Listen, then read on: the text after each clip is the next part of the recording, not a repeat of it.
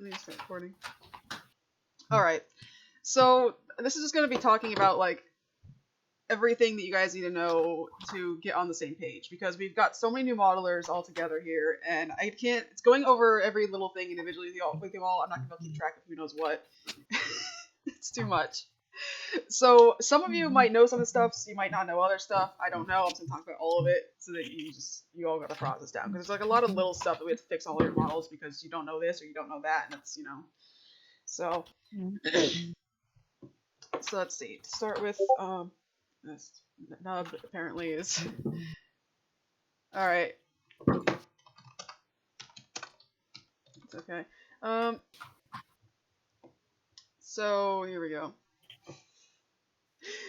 Okay, so first off, I've noticed that, I'm gonna start from the top of the list.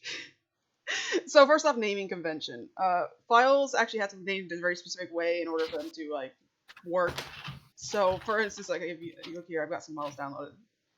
So, like, this, they actually have to be, underscored between them.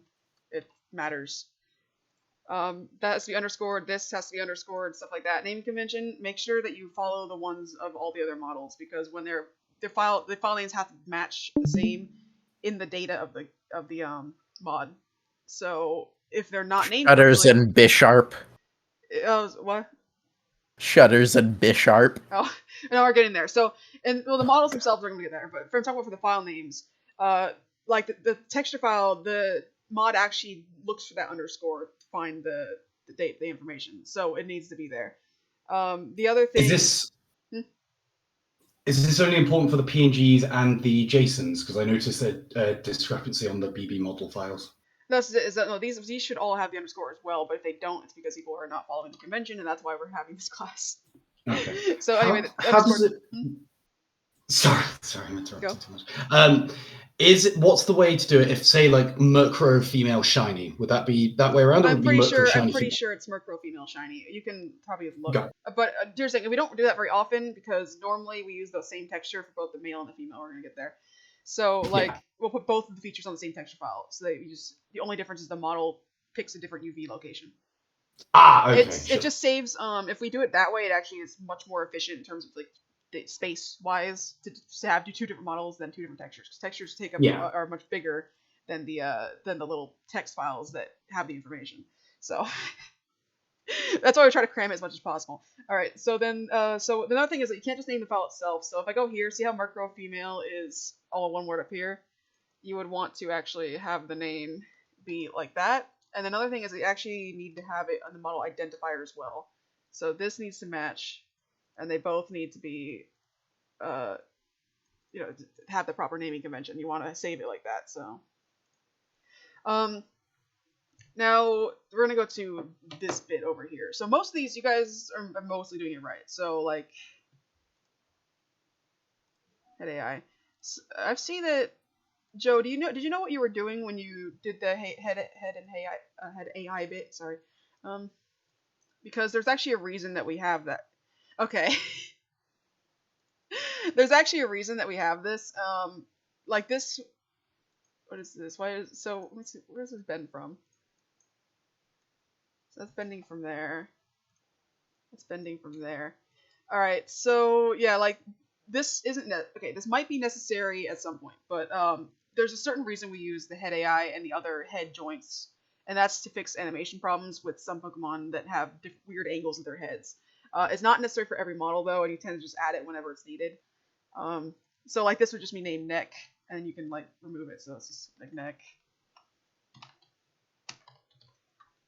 and then, like, you can take it out of this.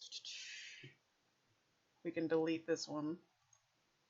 We probably don't need head AI right now, and then you can just bend that. Anyway, but, like, I'm gonna say that. But anyway, yeah, open up again. So Joe's been doing it pretty much correctly, I think. So torso 1, torso 2. Hat, eyes. Yeah. I right, I left. He's been following perfectly. So the block names don't actually matter that much. I just copy the folder name typically and put it on. Having the block names helps to identify parts when trying to edit it for other modelers things, you know. Because if it just says all block, block, block, block, block, it's harder to find parts. So it's just good practice naming, but it's not strictly necessary. But what is kind of important is naming the folders correctly. Because if all the models have the same naming conventions, then when we copy and paste animations, they'll automatically apply to the model. We don't have to make any changes. But if they have completely different names, then when we copy an animation file on, it won't know where to put the animations. Then we have to manually copy every single keyframe onto the correct parts. And it's a lot harder. So, yeah, I try to name things mostly consistently. It's not gonna be perfect, obviously, because some things have like 4 arms or something. You know, like the champ has like 4 different arms, and you know, it's not gonna be perfect. But generally, try to follow the name conventions you see on other models. So like leg right, leg left. We do toe outer, toe middle, toe inner, things like that. Just pay attention to other similar models. Okay, naming down. Easy to change. So we're gonna talk a little bit about should we talk about textures or rigging first? While we're on Murkrow, let's talk a bit about textures. So Joe's mostly got the texture style down here. One thing I want to tell you guys to try to avoid though is you see like the chest here, it just looks kind of checkered. It like there's a lot of kind of checker pattern going on, a little bit more than usual, where it kind of looks a little odd in the front, I think. We probably kind of move these more like the darker towards the sides and a little bit lighter towards the front, you know, more so it's more rounded in look. So let me see if I can find like an example of that in our model here. Zatu. So like here it's a little better because if you do the darker towards the edges and stuff on the heads and things, it kind of gives it more of a rounded look by kind of curving it like that. So you want to kind of try to avoid doing too much checkering though in general, because if it's just this, yeah. And then okay, was this ring correct? I'm actually curious if you did this wing right. Yeah, you did. Okay, yeah, wings are tricky. You did it. We can adjust it, but yeah, okay. I see that Joe did a tri-jointed wing like Pidgey. Birds have really odd wings so that they can fold like this sort of way. The reason that we do this, I just want to point out while we're here, is that it lets them extend much further out if they have 3 joints like this, so that they're much bigger wings. Because otherwise, if we don't have the 3 joints, it would be like that. And then you fold it, and it looks correct when it's folded, but then it doesn't look right when it's like, yeah.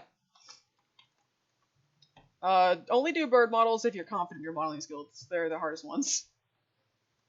But I think Joe did a good job here. Then there was one other thing with texturing that was kind of an issue. I'm trying to remember what it was.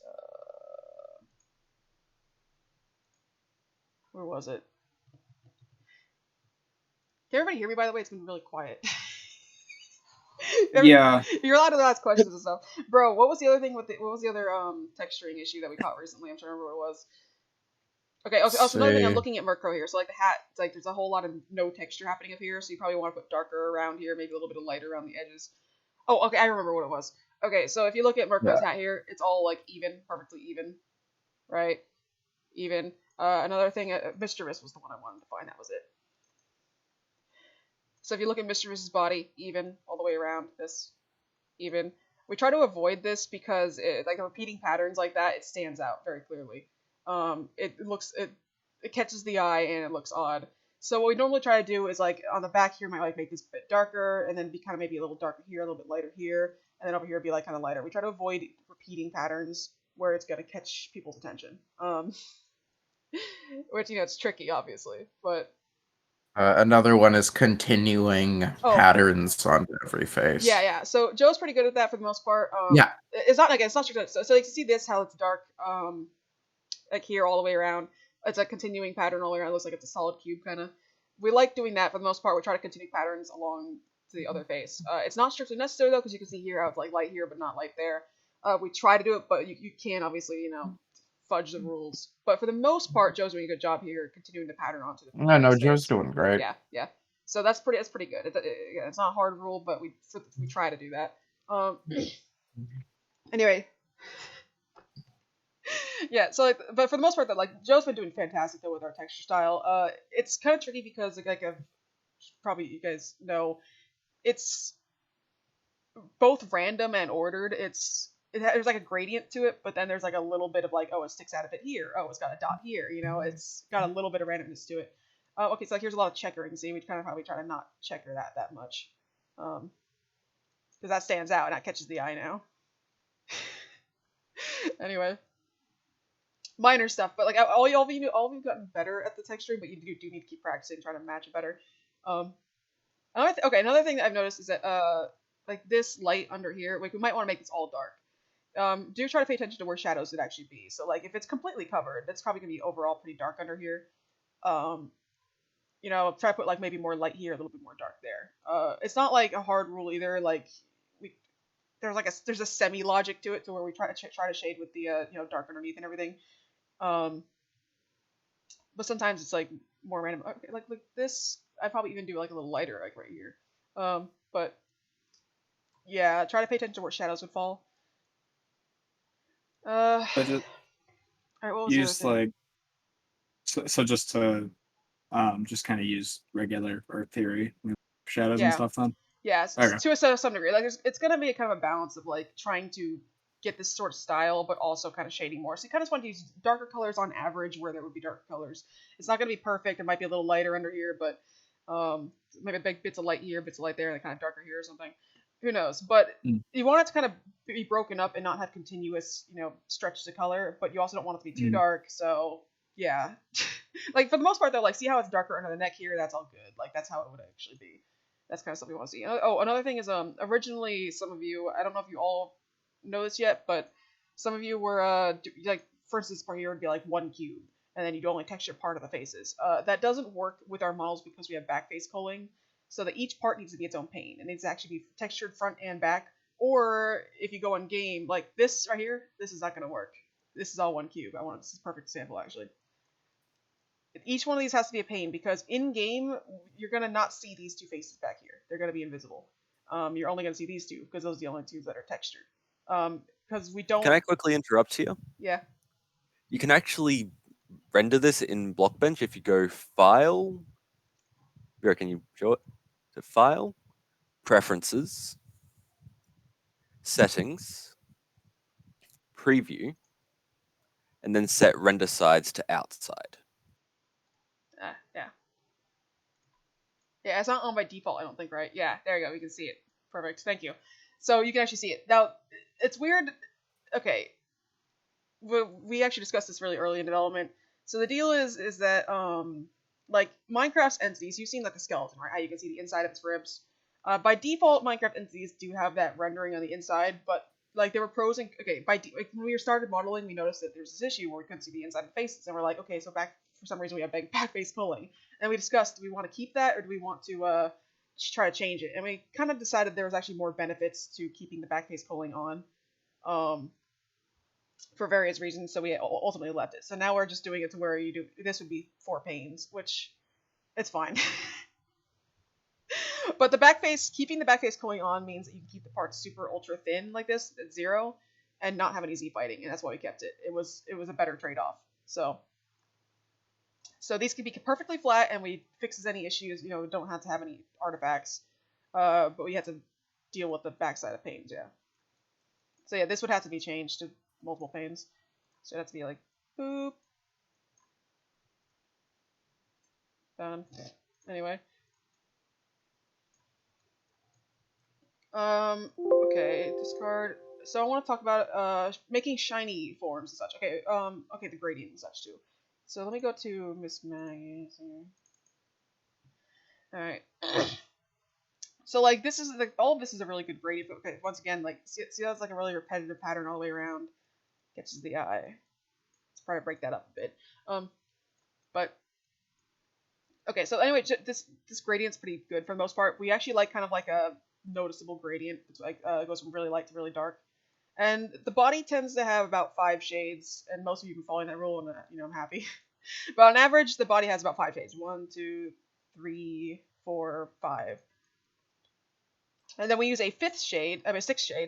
This one right here, I think it's the 6th, for even darker parts, just for like little highlights and like lines. So that's typically about the number of colors we use for most models. If a model's really, really big, you might go to 6 or 7 body shades. Like Wailord, I think might use like 7 body shades. I think something like that. Let's see. I have Wailord up. Why? Oh, because it's not on my desktop anymore. Let me load up Wailord. Yeah. Let me. I think Nub actually helped to reduce it a lot. Yeah. But, yeah. I mean, we try to want. I'd actually probably 5 shades. I'm pretty sure we added one at the bottom. Okay, scroll on. 1, 2, 3, 4, 1, 5. You might be 2, right. 3, All right, 4, so yeah. 5. Yeah, 5. Okay, we managed to get away at 5. Yeah. I don't know why I just ended up setting on that, but it ended up being like. Oh wait, 6 because highlights. Sorry. 6, yeah. We weren't. Okay, so Wailord does have an extra one just because it's so big. Yeah. But we set it on 5, and it ended up being like a really good amount, I think, for just getting from the light to the dark, and it works for pretty much every Pokemon. So. But okay. What I want to show you guys. So this is a good gradient to start with, right? But I want to show you. So there's a few issues I have with like the shiny here, and I want to kind of look at that for a second. So let's edit externally.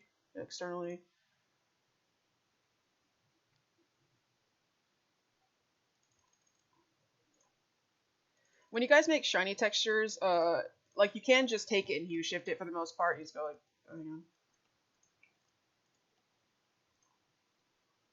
you can just take it and hue shift it to start with, but you're gonna probably need to do more color balancing. So if like I shifted this to the, where's that lime color?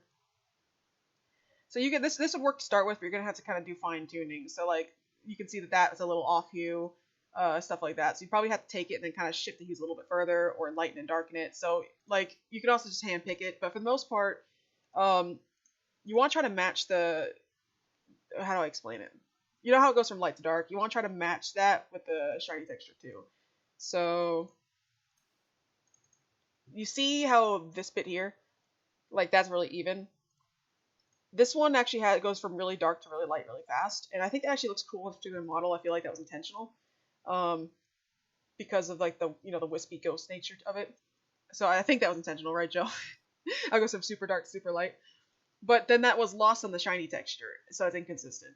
Try to make it kind of consistent between the two textures. So like if you do this and you see that it kind of looks off. Okay, so let's do a little fix of this real quick. Yep. Clumsy. Let's go ahead and up the hue a bit, saturation a bit. All right, so brightness contrast. We're gonna up the contrast a little bit, and then we're gonna take that shade. Okay, now this should now match much more closely with that. Actually, can go even more contrast. I do. Probably something I would recommend nobody else does, but if they want to get the best look, just do one color at a time and recolor everything. You can, yeah. I said there's multiple ways you can do it, but I'm saying just don't do that. The good trick that Nub taught me was to do the lightest shade and the darkest shade in like a 50 split. Then do the middle color and then sort of decorate the in-between gradients. I guess the point I'm making though is kind of make sure that the beginning matches the end. So like this is the normal. Make sure that the shiny texture kind of has the same sort of like gradient from light to dark as this one does. So you kind of want to compare the textures, be like, okay, does that look similar? It looks similar, good. Make sure that it at least looks similar. Otherwise, you kind of end up with this where like that is very like dark and then light, and then this is, those two colors are very close in color. You can get what I'm saying. So if I were to save that and refresh it, it would look much closer now. So let's save this. Hang on 1 second.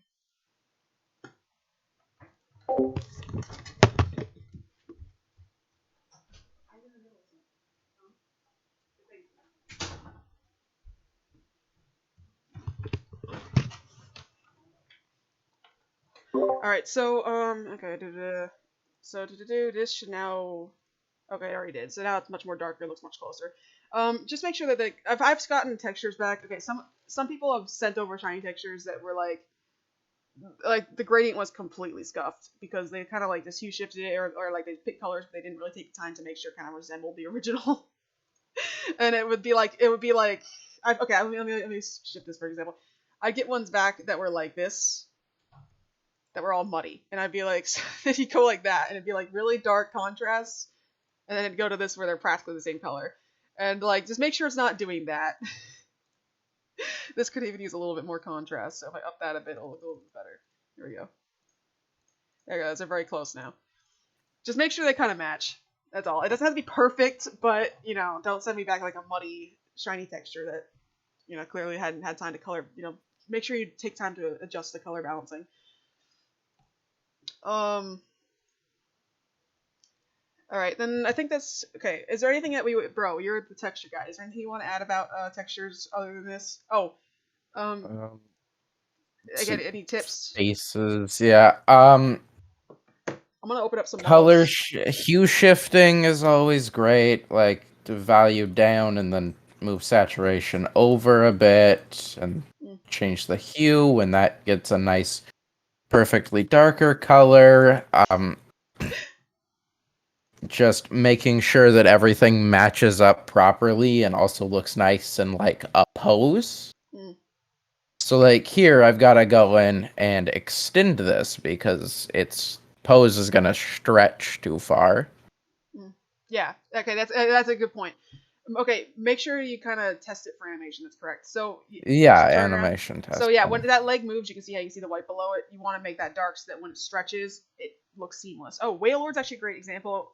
Actually, let me go bend like Gyarados in them. Here, I can bend Wailord. Yeah, so like bend it sideways a little bit. So like bend it by like 7 degrees or something, or top or bottom. Yeah. So like just kind of show off how you make sure it articulates correctly.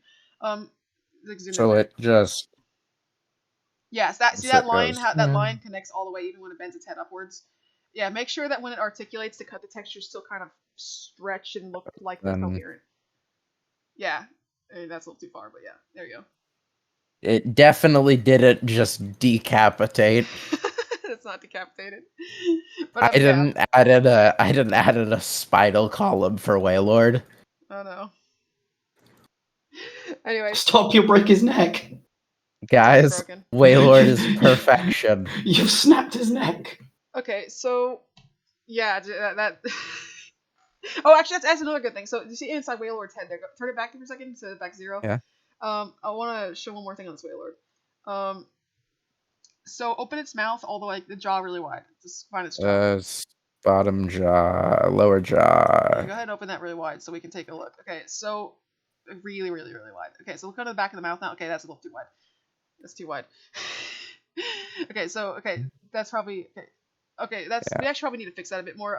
It might be. No, I mean it's not supposed to open this wide. Open it less wide. Open it less wide. Okay, so you see how the back of the mouth actually has texturing. So the block behind That's as far as it can go. It's important. So kind of zoom into the mouth a bit. So the back of the mouth, it's actually been textured back there. So the block behind it is has part of the mouth there because before it was like all blue back there, and you could see like, oh, that was weird. So make sure that like when you articulate parts, that the parts on the insides that are normally hidden are actually textured properly for when they become visible. Because the model, as you just see it sitting there, is not gonna how it's not gonna how it's. I mean, it's not always gonna stay like that. Sorry, I get nervous when I'm presenting. You're doing great. I'm sorry, but like, yeah, I think like if I look at the tail here in Charizard. All right. It should be like, yeah, we make sure they texture the inside of it too. Anyway. And then for Wailord also has tongue.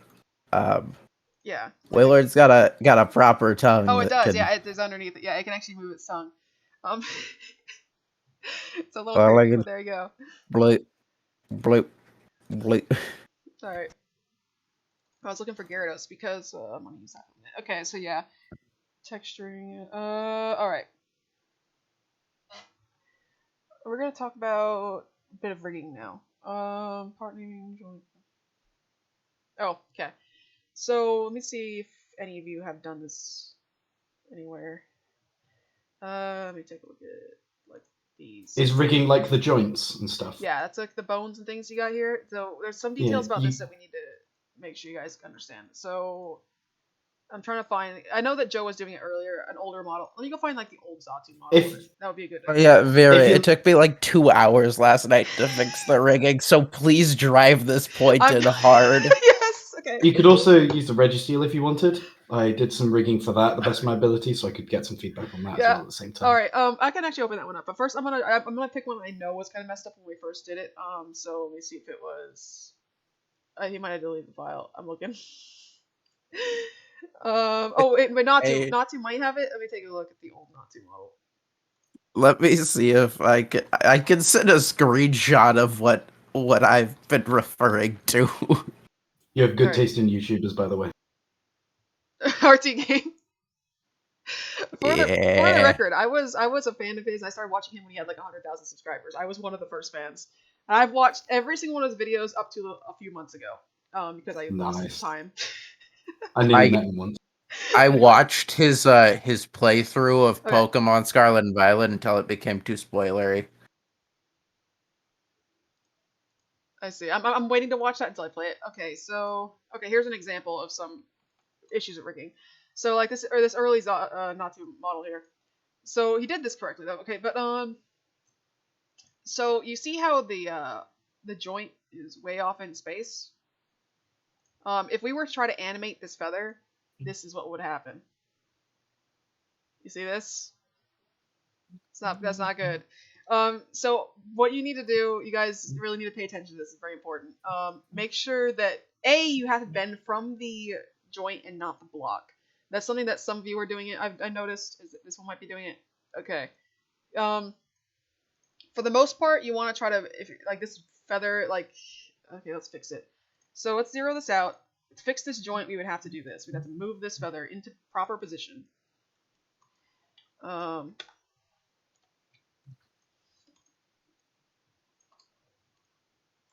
so we have to move it into position. Make sure you set the joint before doing anything else. Set it to where it needs to go. Let's make that. I can't even get it in the right spot now. Oh yeah, another big one. Texture with idle animation, not animated posing. Well, hang on, we'll get there in a second. So yeah, now I've put the joint on this feather in the right spot. Now it can bend properly. See that? Very, very important that you set the pivot first, then do the bending. Otherwise, we have to go back and redo a lot of work. Because if you do that with like a whole arm or something, we literally have to pull apart the entire arm and put it all back together again. It's time consuming for us to fix that. Make sure that's rigged properly the first time. Another thing is, again, always bend from the joint, don't bend from the block. So like some people were doing this to where they were like doing that, and then they were going to the block and they were doing like 30, and they'd have the pivot like off to space, and then it would be weird. You know, it was not working. Like, okay, let me put this pivot where, if let's say I put this pivot correctly. If I do it from the block, negative. Like, okay, that technically works, and that technically works, right? But some issues we have with this is that if you bend from the block and not from the joint, let's say that we have a two-part to this feather. So let's say that there's a second, let's say that extends, right? And then I were to then make another joint. Where'd I put feather? There it is. Okay. Now I'm gonna set this pivot. You're gonna kind of see why this gets weird. Okay, so that looks like it's correct, right?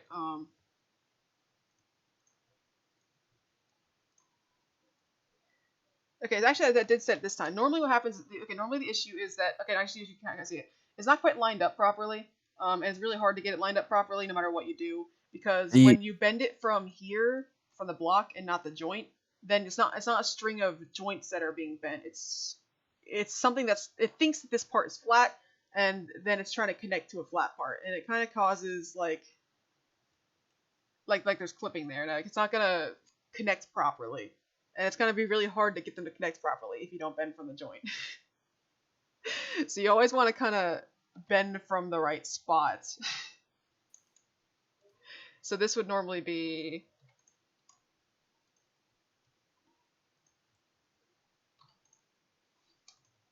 like this.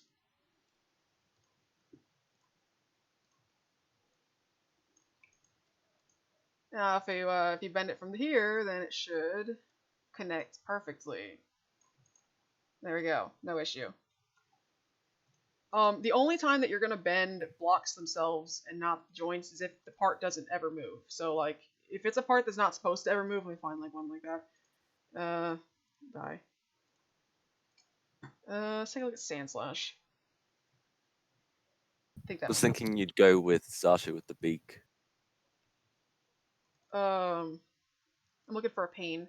I think this one doesn't. Okay, so this is an example of one that doesn't ever. This is okay. Bisharp's shoulders. This is not another one. Okay, this one's not ever meant to be animated. So see, this is a part of the Sand Slash that we know we're not going to animate.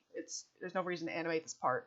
So because it doesn't actually have any reason to be bent ever, and there's no part connected, that's not a key thing. There's no part connected off of this. It's just one extra extension off the head. It's fine to bend it from the block in this case, but make sure you set the pivot first to the right spot anyway, then bend the block.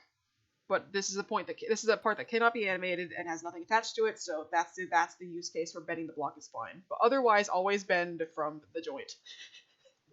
It will save us hours of fixing your models if you do this correctly. I had to fix. Well, I just want to point out, by the way, none of these had joints when I first got this model. Not one of them. I had to completely delete every single quill and put them all back one by one, and put all their joints in the positions, and then bend them one by one, and do all that work all over again because they were not originally, given joints correctly. It's important. Well, it took me hours. A good thing I was worked on this just model for like 8 hours. This was miserable. But yeah, what? A good thing was just brought up. Nymph didn't put Midnight Lycanroc in the T-pose. And realized that T-pose very important. I made the same mistake on Registeel. It's very important. I said new modeling things. It's fine. Your first models are gonna be like. That's why we're doing home now. T-pose, by the way. Okay, some T-posing is. I want to point out with Sand Slash, you see how it's mostly T-pose, but we bent its legs anyway. There's some cases where it's okay to bend some parts, and some cases where you want to keep a T-pose. So in the case of this, when you're modeling, make sure that your model bends the way that you plan it to. So like when you're done, when you're working on it, make sure that it kind of can get in the position that you want it to get into. So let's kind of like mess with this for a minute. Make sure it's able to actually move and articulate the way you plan it to. See? That's articulating the way we want it. But you can actually kind of pre-bend some parts beforehand. Like if you're not the one animating your own model, like that's a key thing. If you're not the one animating your own model, you can kind of like bend the leg a little bit or something into the correct position, and the animator will just work with that. That's fine. I angled this tail down a little bit so it's not clipping with its quills. That's its default position. That's fine. It's okay to do a little bit of bending, particularly with legs. Let me go find like the chop. Where is the chop? It's somewhere around here. Yeah, we actually kind of bent its legs a tiny bit by default. You can do a tiny bit of posing for like legs particularly because that will help the animators kind of figure out how it's meant to be, because sometimes it's not very clear. Animators are not always like sure like how is it supposed to bend. It can help them a little bit if you just angle a bit, like okay, it's supposed to be like that. And the animators themselves can always can undo it if they need to. That's fine. But for the most part, you want to kind of leave most parts T-pose. Oh, ears are another thing that we bend. Let me go find I can just show Dubwool. Yeah. But we also angled. Yeah, we also go ahead and angle ears and things for people. Like these are things that like the default position. Put it into default position, right? If this is default position, that's fine. Small parts they can be bent, but arms and tails and things we pretty much always leave straight. But yeah, it's a little subjective. Like it's not like a hard formula. As long as it's mostly T-posing and it's not gonna hinder the animator too much, it's fine. There was another thing I want to show it. Sand Slash. So. When you're rigging stuff to be able to move, make sure to give it like a little leg. Make sure you give it like a swing, because notice how when this leg is popping out, the texture behind it is exactly the same as the texture in front, so that when it walks, it kind of is invisible. Like it hides in itself, so like it doesn't stand out much from the front. It's like a tiny bit of weirdness underneath it, but for the most part, like it doesn't stand out too much. And that's like texturing things to match, like when they go in and out of the body like that will help hide weirdness. Makes it a little more seamless, because if this was textured entirely entirely like orange without this little stomach bit here, it would look a lot more weird. Like I can do it really quick. Let me go to the paint. Yeah, just do this real quick and show what it looks like if you don't do that. Now you kind of notice how one's a lot more noticeable than the other. One's kind of very clearly sticking out, and the other one is not. Yeah, so you want to kind of make sure that it bends and articulates the way you want it to, and then texture it accordingly. Also, jaws. All Pokemon, if we can, we try to give them jaws. So even Sandslash here has a little mouth. We want them to be able to open their mouths and such, not just for attacks, because that's important. They have to be able to like use special attacks in their mouths, but also because we can have them open their mouths when they do cries. Like when we actually add game cries, like whenever they're in the wild and they're just like doing their little growls or their little whatevers, they can actually open their mouth and actually do the cry. But we want to try to get Pokemon jaws in some form if we can. It's not always going to fit on every Pokemon, like Natu here. It's got too small a beak, and we never see with its mouth open in the anime or anything anyway. We never see it with its mouth or anything open ever at any point, so we're just going to assume that it doesn't open its mouth, I guess, because this Pokemon is weird. But most Pokemon, if we can, give them a mouth. The way we do mouths for things that don't have, like, a defined jaw, like, where it's... I can show it on, like, friggin' Wooloo or Dubwool. Yeah, you could. But I'm just grabbing one that actually has mouth in its animation. So we actually do the mouths as panes, similar to, we're gonna get to eyelids actually. So mouths, they pop out like that. So we actually hide them in the mouth, and they go like, poof, it has an open mouth. That's if it doesn't have any space for a jaw, because it's just flat mouth Pokemon, flat face Pokemon. So here's a Wartortle's got a little animation where it actually uses his mouth. Or if it'll look better just without it. Yeah. Could I ask a question about mouths, actually? Yeah. I'll put this in Archer. I'm currently looking into Sentry's mouth, but obviously his mouth is just a little, like, one-line arch. It's very one-dimensional. So I'm wondering, what do you recommend as an approach? Here, I can show it Wooloo. Yeah, I just can show Wooloo, who literally has this tiny W. Let's do open mouth. So, okay, you can, yeah. Mouth open, and then move, and then control, and wow. It's just... Okay, so for open mouth, you could literally just do something like that. For closed mouth, you could just do, like, just same thing where two blocks in two tiles in a line. It might work. Let me show Eevee. Eevee might be a good example of, go away. Eevee is very confusing. Yeah, it looks similar to the Pikachu sucks, though. Mouths from earlier. Yeah, let me go find Eevee. Here we go. So what we do for like small mouths is just usually this. It's just a darker little face. It's cute. I see. You can probably just get away with this. Try it, see how it looks. It'd probably be fine. We're working in low resolution. It's the best we can do. Yeah, no problem. Oh. Vera, I didn't actually ask you about this last night when I was working on it, but with Bisharp, I didn't actually put it in its T-posing model because the shoulders are never meant to really move. What I would probably do is, okay, see how it's kind of bent right now? You can kind of T-pose it with shoulders in that position. So it's that arm, the forearm, the upper arm there. I would just zero that out. Where's the upper arm? Yeah, just zero that out. We actually might want to make those shoulders movable. It might be a good idea. Okay, I see. So they're like that. Oh. What we might want to do is, what I recommend doing is, you can keep it like that, but you might want to give a joint to those shoulders so they can actually also move up and down. That's probably a wise idea. I do, but like it kind of breaks immediately. This is just attached on the block. No, it's not. No, they are. Oh wait, yeah, they are. They're supposed to be each their own bone, and then you gotta attach the arm to that. So yeah, I would rig that as part of the rest of the arm so that it can actually move up and down a tiny bit.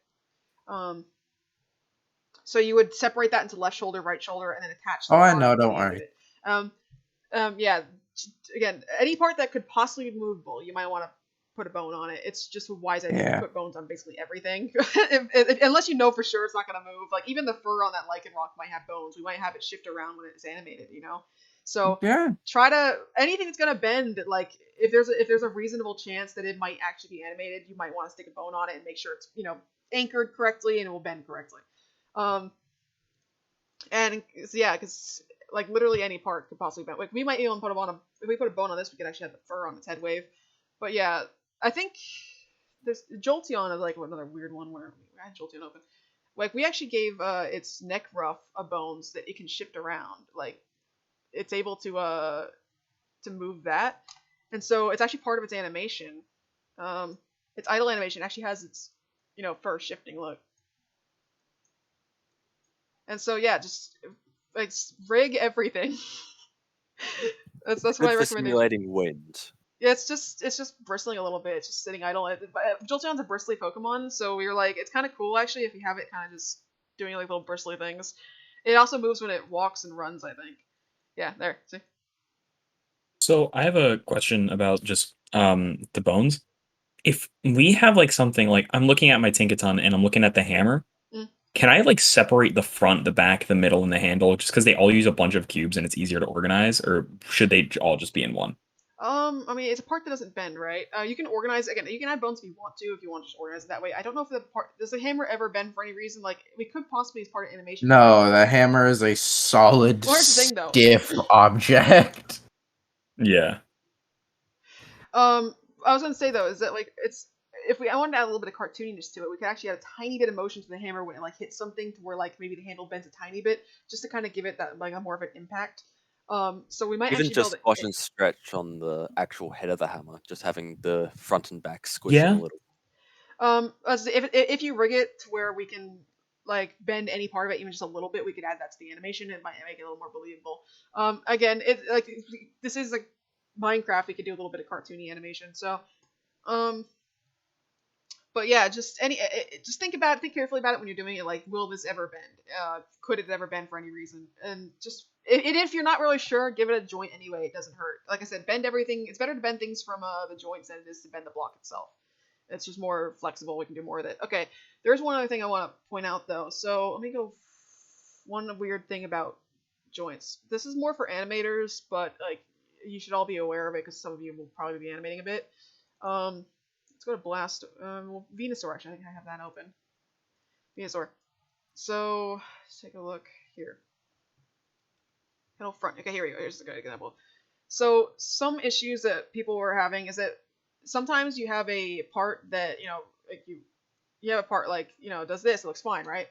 But in animation, when we were animating that part and we were bending like one axis, it would kind of go sideways or something. It's because it's being bent from the, if it's being bent from here, and or actually, where do we find the front?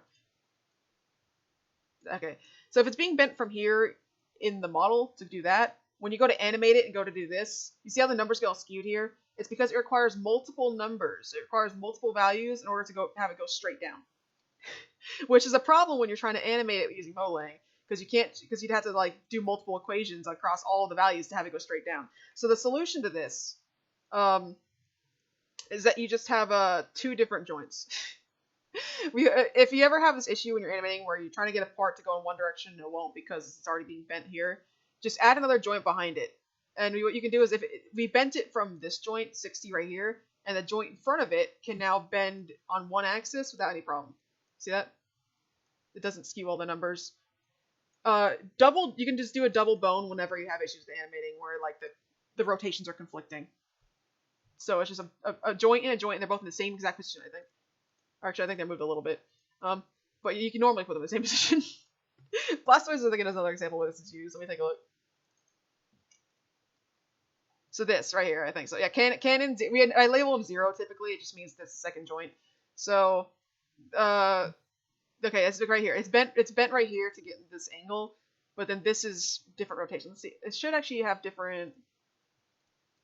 Okay, so yeah, see how this like orb is all over the place? How like the red is like tilted, the green is tilted, the blue is tilted. But then if you click on the 0, that's perfectly straight. This will bend perfectly straight.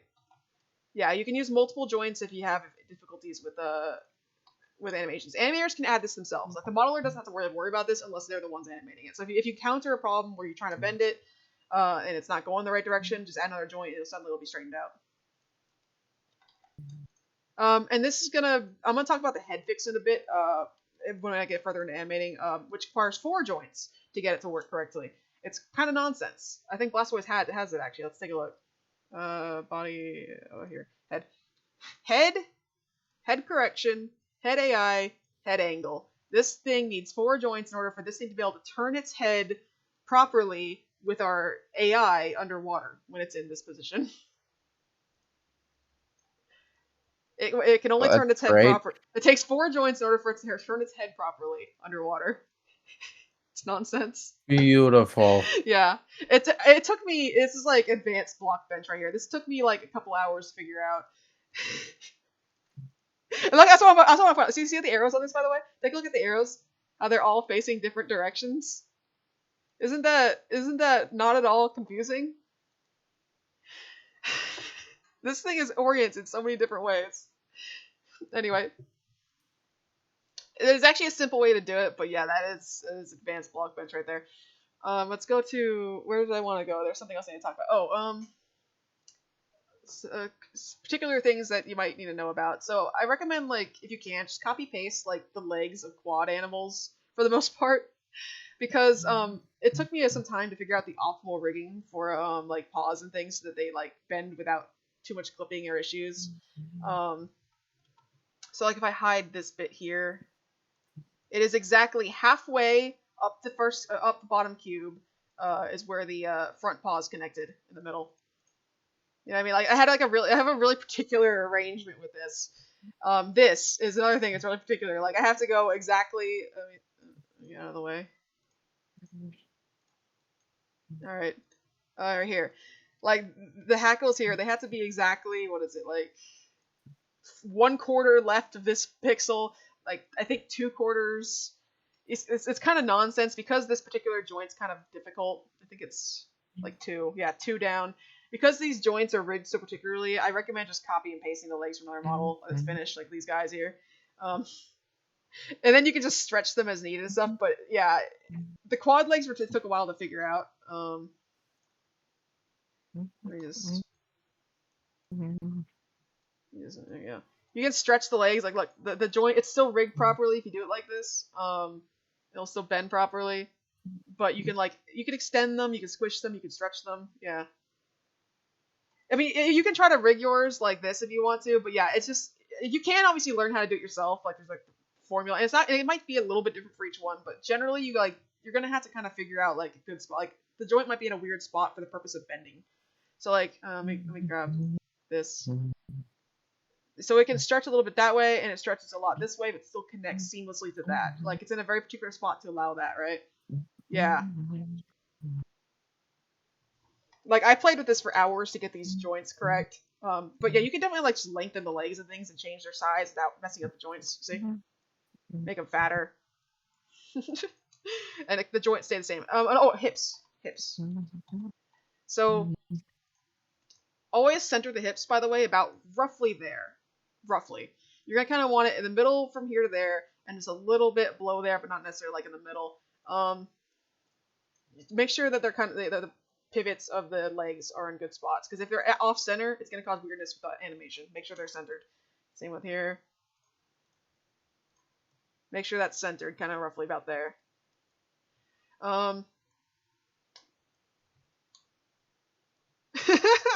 Yeah. You know, you're allowed to just copy. Honestly, you are all allowed to. If there's a Pokemon model that has a very similar body shape to what you need, you're allowed to just copy that and modify it. Like just straight up take the model, just change it. If it saves time, that's fine. You're also, by the way, I care about the joint positions of the legs, but you're allowed to change the angles. So let's say that I want to re-angle this. So like, let's say that I want it to have like a steeper angle. Maybe its legs more like this. That's fine. Just make sure the joints are in roughly the same position, but you can change the angles of legs as needed. Maybe it sits more like this. Yeah. Maybe that's how it stands by default. Maybe it's like a bulldog. Anyway. But yeah, there you go. Don't be afraid to copy and paste parts. Where did I open up Gyarados? I wanted to go open that up for a minute. Some other Pokemon with special cases are things like Gyarados, where they're segmented. Let's grab. Is this the correct one? Okay. So you see this Gyarados here? It's done in a way where the segments are almost like seamless for the most part. Like they actually, you see how it extends outward? They connect. The body only has like a tiny bit of gaps because we've extended the blocks into the next one a little bit ahead of it. So the gaps are very small. If that doesn't have that, if like you cut off that bottom, then the gaps are huge. It looks weird, right? So let me like pull that back. And you can see what that looks like.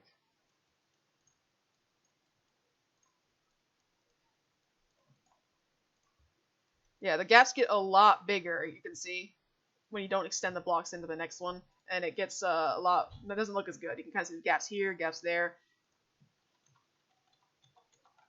If you extend the segments into the next one a bit, then it kind of covers up those gaps mostly, and it looks a lot better. So what I've got going on here is, let's like take a look. Right there. And where's the joint? Okay, so the joint is at the very front of the block, which is inside the next segment by 1 pixel. Wailord, I think, has it's inside the next one by like 2 or something, so you can extend it even further, but for most of the time, you're just going to want to go at least 1 pixel in to connect the segments more seamlessly. And then what I've got going on here is, let's see, it's like, I've inflated them a bit. So inflation 8, inflation 7, inflation 6, inflation 5, inflation 4, so that way they each overlap one before, in front of it. Now, you don't need to do any inflation at all if you have this going on. See how it's all 0? If you have a smaller block going into a bigger block, then it just works. No inflation required. Oh, okay. Actually, Gyarados here has some issues we can actually take a look at. So, there we go. Okay. I want to talk a bit about the inflation, actually. That's another thing that you guys need to know about. So, we try to keep all flat parts at inflation 0.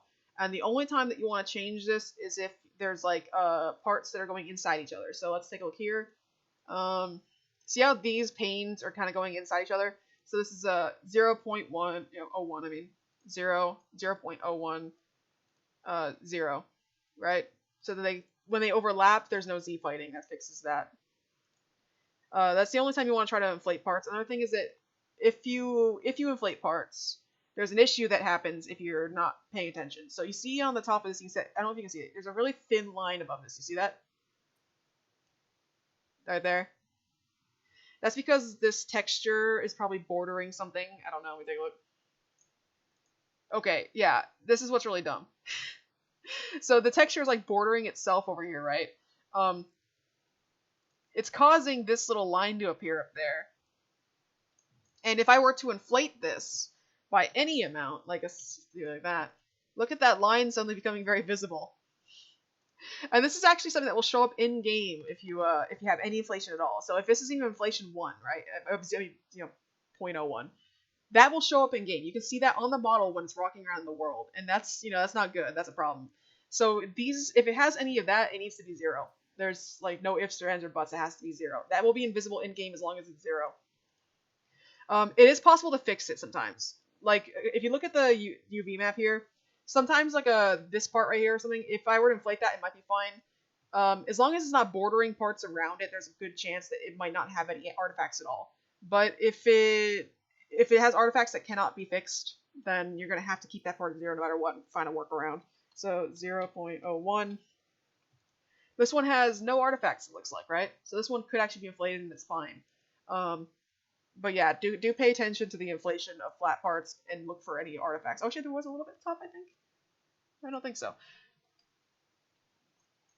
But yeah, it's annoying. It's a really annoying thing that we encounter. We're like, okay, why are these little things showing up? Why does this happen? It sucks. Yeah, it's a pain in the ass. It's like I said, you can see it right here, right clearly on this thing, right? Like there's one at the top there. As long as it's 0, it's fine. That can be there as long as it's 0. Anyway, the easiest parts to inflate are obviously ones like this, where they're just like a long straight thing with nothing, like there's no invisible parts sticking out. But yeah, it's a battle. It's a constant battle. I hate it. Let's look at eyelids. while we're here. Oh, let's okay. Let's also like look at Gyarados' cool jaw. Sometimes you gotta get really creative. For one really quick. Oh, see how the jaw right here, like this stops at the bottom here. In order to connect this to that, I had to add this little bit here, and so when it opens and closes, it stays seamless. Look. Yeah, you gotta get a little creative sometimes when you're trying to bend a lot of parts in weird ways. So Gyarados is able to actually close its mouth quite a bit. And its upper jaw. Gyarados gonna close its mouth, look. It has a 2-part jaw in order to accomplish this.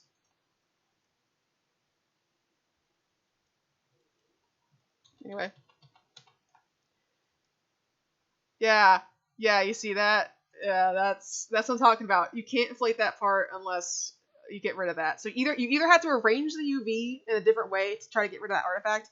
Sometimes it's impossible, usually with larger textures, to get rid of the artifact, in which case it has to be 0 all the time. You're gonna have to figure out some other workaround. It's a pain. Just whoops. Just hit mouse button.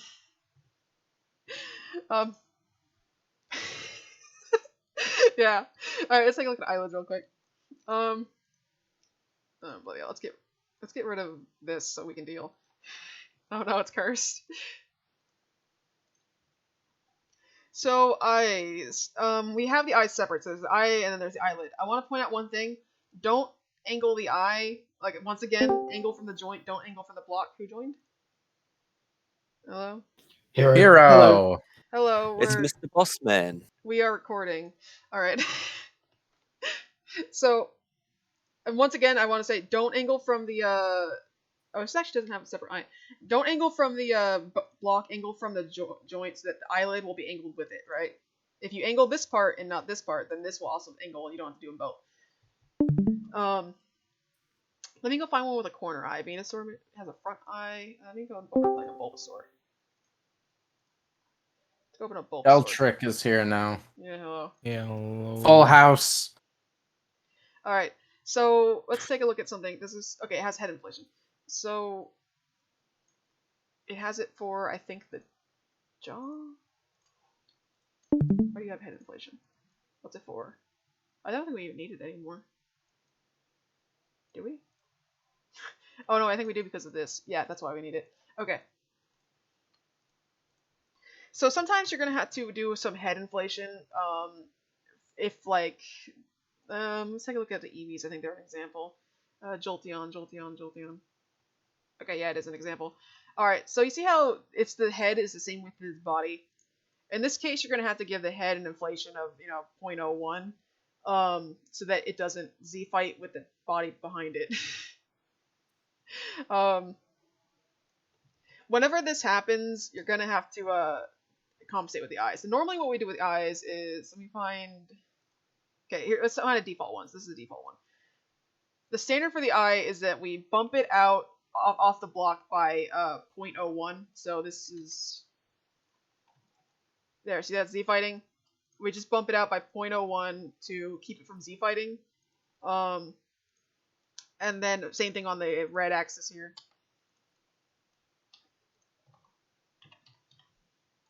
Bumped out a bit. And then the eyelid is the exact same coordinates, basically, but we inflate it by 0.01. And that's the only difference. But otherwise, it's the exact same position. And then we hide it inside the head by, I'm holding control and drag by 0.1. It goes inside the head by 0.1. Like that. I want that standardized because then we can copy and paste the blink animation without issue. If they're like a whole block inside the head, then we gotta sit there and make edits, and it's annoying. So 0.01. Eyelids, by the way, they kind of textured like this, to where the upper part of the eyelid is kind of matching the head behind it, and then there's like a dark bit on the below, and then it's usually a little darker in the front. It's kind of how they're textured.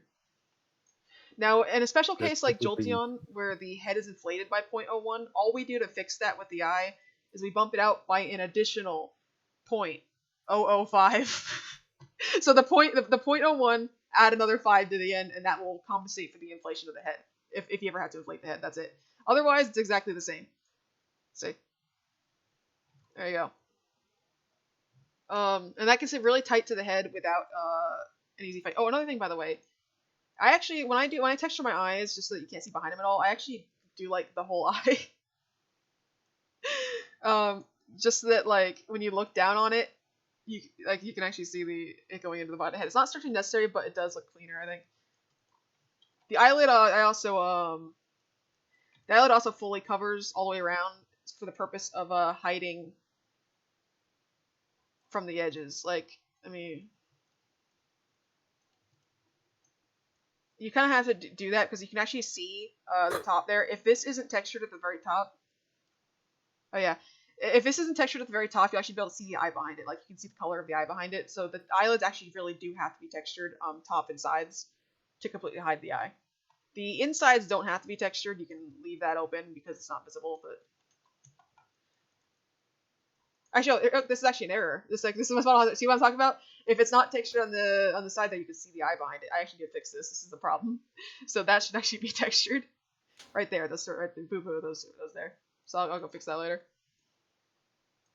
But yeah, these things do show up in game if people look closely. So we do want to try to fix those.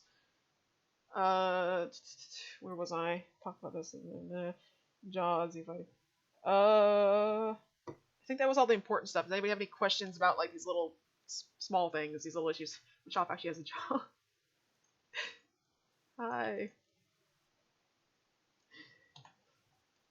Have you gone over cube naming yet? Yeah, I did talk about this a bit. I just said reference other models, please, when you do your naming. Try to get them in this. Fingers, I literally did index finger, middle finger, ring finger, like pinky finger.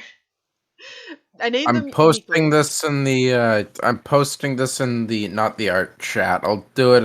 I don't have any idea where. No, I'm posting a VC chat. If anybody does this, he was learning. But if anybody does this, I will personally track you down and slap you. Yeah, that part naming will mess up all animations. Like the blocks themselves doesn't really, like I said, the blocks themselves doesn't actually matter. It's more for just neatness sake. Like I just copy it from here, copy, paste, put a 1 on it. Don't do L or R. Do full I will words. do L or R for the elements, but for the folders, you have to copy. Yeah, that's what I'm saying. The blocks themselves, it doesn't strictly matter. I just for the blocks, I normally just copy the folder name. So I'll just be like copy, paste, right?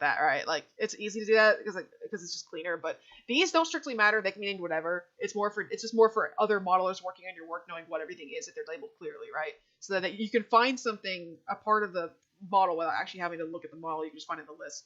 But the folders are what actually matter for the animating purposes, yeah, because the animations, as you can see, only see the folders, they don't see blocks. And animations will look for the names of these parts and attach the animations to them. So it's looking for parts of the same name. So if you want to be able to copy animations from one model to another, they have to have like the same naming convention of arm right and arm right 2. Hand right, like, it has to actually be kind of similar. It's okay if it's not always perfect, but just the more closely you match the naming convention, the easier it is for the animators to animate. Just letting you know. Okay. Oh, but so that is the thing to note.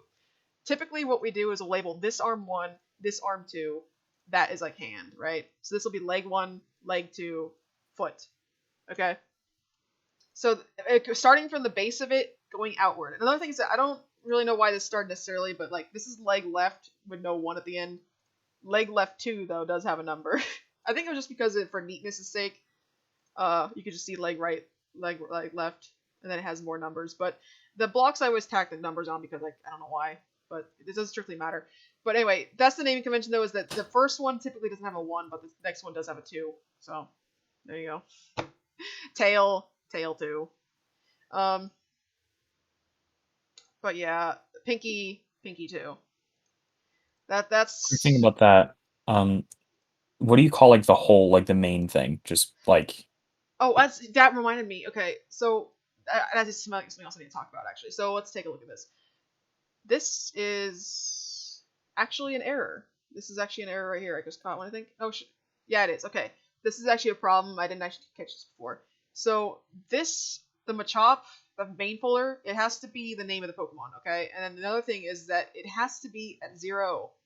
This is very important that this is at 0. The pivot of the main body has to be at 0 at all times. 0, 0, 0. This is what you want right here.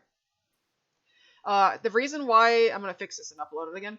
The reason why that has to be at 0 is that if this is what determines the ground plane for the model. So that if we were to put this in game, if this pivot were like up here, right, and we were to put this model in game, it would be halfway through the floor. Like this would be the floor, and then its body would be inside the block below it. This pivot determines where it's standing. So you want it to be centered, completely centered. The bot. So I do. Yeah. Huh? I have a related question to that.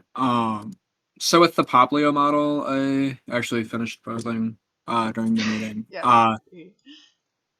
So that it's upright in its default posing, and like, oh wait, I guess I didn't change the pivot position, did I? Oh yeah, I guess. So to rotate the model so it's actually facing downward. Your texturing is getting better, by the way, Keen. But yeah. Thank you. So Dribble is done. I'm just gonna screen share if that's Yeah, go ahead, alright, yeah, because I don't know how ahead. to explain things to the life of me. Yeah, let me take a look. So the default is T-pose vertical Poplio. Yeah. So then for the positioning, I changed the actual position. Would that cause issues? Okay, if you did it on the body joint, it's fine. But the okay, so I recommend go to the. Gotcha. Okay, so just copy what I did for the body joint. Okay, so or for the Poplio make sure onto the body. Poplio's make sure Poplio's body pivot is in the same spot. I think so. Click on the Poplio folder to make sure it's in the same spot. I think. Yeah, as long as you're moving the body it joint. isn't. But I can fix it. Okay, yeah. You want the main body. This should never be touched. Make sure you're never ever going to touch the name folder, right? The chop here, don't touch that. And it is good practice to check it at the end and make sure you didn't fuck up because someone messed up the chop here. It could have been me, could have been someone else. Yeah, make sure that pivots at 0, 0, 0, 0, and you should not animate from this folder. You should not drag this folder. You should not touch it. This does not get touched. That it goes there Gotcha. And stays. The body folder is what you want to move. You want to move the entire body. So if I want to move the entire body around, this pivot doesn't matter as much either. Oh, by the good practice. It's good practice for animation purposes to put the pivot of the body like centered. It doesn't have to be perfect, but please do try to center the pivot of the body about there. It might mess up the animations. Let me take a look. Doesn't look like it has. I don't think it's animated. Let's see. It does have a position animation, but nothing that's gonna mess it up. Wait, rotation.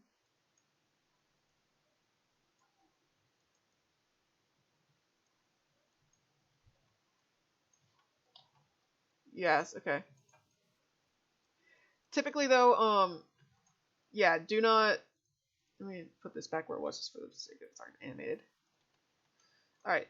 Do not touch this. You're allowed to move put the pivot of the body in the center for the animator's sake. Center the pivot. So my chop should look like that, body should look like that, and then torso. I want to clarify. This is something important. We have split the legs from the body and body and torso. Okay, this is actually very important for animation. Body is the entire Pokemon. Like that's all folders are underneath body, right?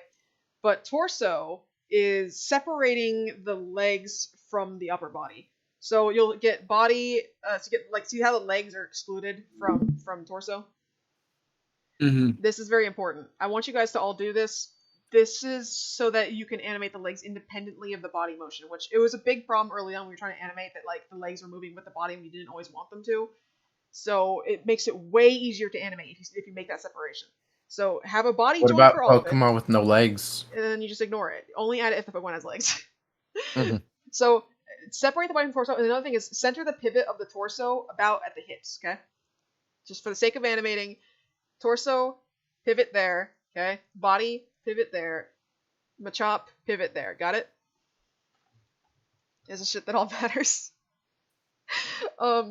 I think even like these guys should have the torso separation, I think. Yeah. So see how its legs are not part of the body, torso. We have to make that separation for animating. So for Poplio again, sorry. So on the actual model, the unposed model, it's vertical, and then when it's posed, it's obviously going to be not vertical anymore. So then like the body is technically centered when it's vertical. Yeah. But then when I move the body and position the body so it's on its belly and whatever it needs to do, it changes the body pivot point that's to be... fine. Okay, as long as the body pivot is somewhere inside the center of the Pokemon in the general vicinity, it's fine. The pivot should be moving with the body if you move it by the body joint, right? So you can move that. You can move the body wherever you need to, as long as that center point is somewhere inside the Pokemon. It'll probably work. It doesn't have to be precise. It's just making sure that when you rotate the Pokemon, it's kind of rotating it from a center point. Yeah, it's like try to keep the body pivot somewhere centered. So let's take a look at the body pivot of this one. Okay, there. See how Jolteon, it's centered in the body? Just center the body pivot anywhere in the middle. Doesn't have to be precise, just somewhere. Okay. So for Poplio, do you want me to reposition this so it's actually inside of Poplio? Yeah, it would probably be ideal to do that. Okay, let me take a look. So this one should have it too. Yeah, okay, so yeah, see how, okay, this one actually didn't have any rotations applied to it because it wasn't like a rotating Pokemon, but Sandslash there, torso at the hips. Anyway.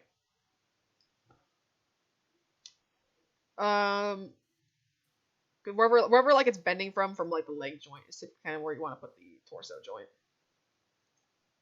And the reason why you want, the reason why I want to show you by the way, the reason why you want to center the torso joint at the hips is so that when it bends its body, it stays centered on the hips. Does it make sense? So it's balancing on its legs when it moves. See? So make sure you center that torso in the right spot. Right. Yeah. Okay. It allows it to bend. It allows it to do this. Boop.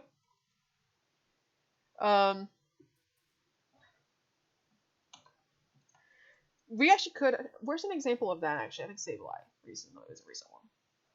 For Gen 3, Sableye.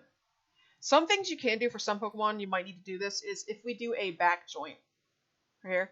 Sometimes we separate chest from torso, so you'll have another degree of separation is body, torso, and then chest is everything from the chest up. We sometimes allow them to bend kind of mid-block, and make sure that that joint is centered kind of like there. See?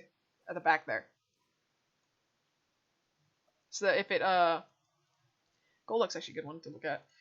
So having a chest joint lets us do this. So that's used by some Pokemon, but not all Pokemon. It's just, if it's a Pokemon that can make use of that, just that's how you do it. Let me take a look at, Golduck is a great one for swimming. Okay.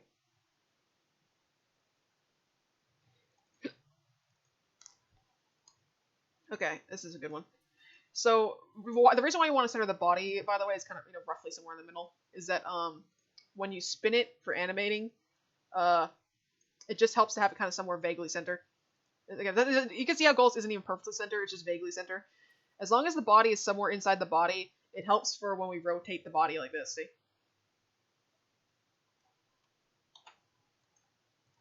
But this is one that actually does use a chest as well. Boop. Torso, right here are the legs, right here, right? Rotates. Anyway. Yeah, rigging is really, really bloody important, and if you people don't do it right, it makes us do hours of revision, so I want to get this nailed into your heads. I do recommend auto weight paint based on the pivot. Wait, okay, let me read what's going on here. First,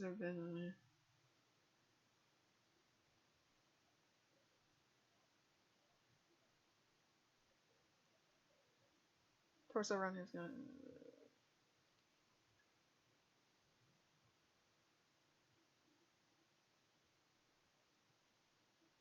Yeah, torso and hips are basically the same thing. It was just the name that was chosen long ago, and we didn't really change it. So that it's just the hip joint, but we call it torso because it's the folder that contains literally all the rest of the Pokemon. So it was just labeled torso originally.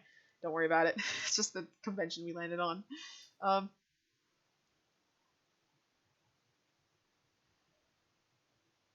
The pivot is the base. Word.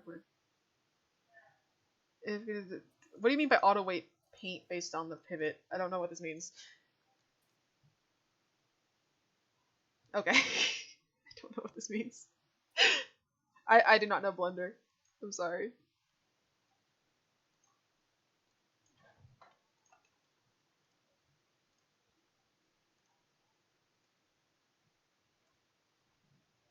Something cool I want to show you here though, like you can get really creative with the rigging to where like Golduck's webbed fingers they're actually like they retract, go in and out, and it lets us do some really cool animation.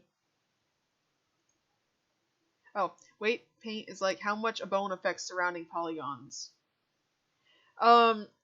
With blocks, I don't think you mean like. I'm trying to understand it. So,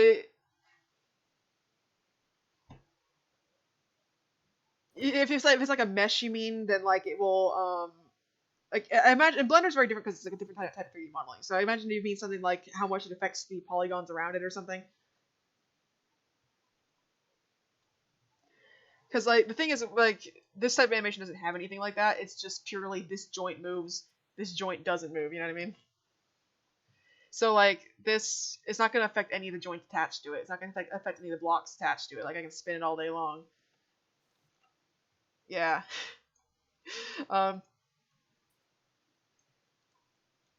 Make sure the chains though. All you gotta do is just make sure the chains are correctly chained like this. See, they're all attached to the right spot. Just make sure the chains are going the right way. So if I bend this, bend that, it all bends together. But yeah, you can get really creative with animation. I mean, with rigging for animation. Like if you look at Golduck's feet, it actually like its feet retract when it goes backwards. Look at this. The webbed feet actually stretch and shrink. So you can do some really creative stuff if you rig carefully.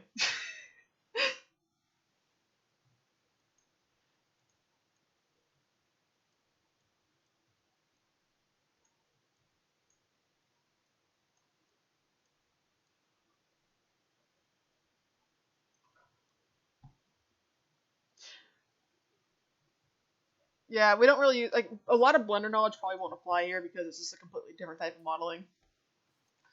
Like some of it might, but yeah, we did, like, the weight paint thing, I doubt it even matters here. We don't think we're using it. But let me think. Was there any? Okay, does anybody have any other questions about like general rigging? I'm trying to think if there's any other like niche examples. Did I have a Machop? Where are you?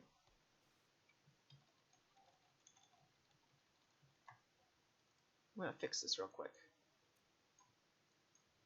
I guess the question is, if it hadn't been covered already, is see how Machop's legs slightly bend closer to the torso. How often should we follow that? Because I see some models do it, some models don't. Oh yeah, I was trying to. Is it just preference? I mentioned that earlier. So we tend to keep things mostly T-posed, but sometimes we will, for the sake of the animators, because they don't always know how to bend these things. Like if we rig them a certain way where they have to be like bent a really specific way to work, and then we send that to but then if we send it to the animator totally T-posed, they're like, I don't know how this is supposed to bend, right? So like, okay. Yeah, it's not out of the question to sometimes bend things like legs just a tiny bit, just to kind of show how they should be angled, and then they'll kind of work with it, you know, for the walk. Like they'll work with that, you see. But yeah, it's just like the legs. So we sometimes bend in position already. Like you can take a look at Jolteon, how its legs are kind of let me go back to normal. You can see how Jolteon's legs are like pre-bent a little bit to like a default stance. That's fine. Sandslash, it has its legs angled outward just a tiny bit. That's fine. You can kind of set them a tiny bit, particularly with the legs, but with the arms and the tails, you tend to keep them straight. Oh, I bent Sandslash's tail downward straight like this just because it was clipping into the quills. So I set its default position to where the tail right here was just angled.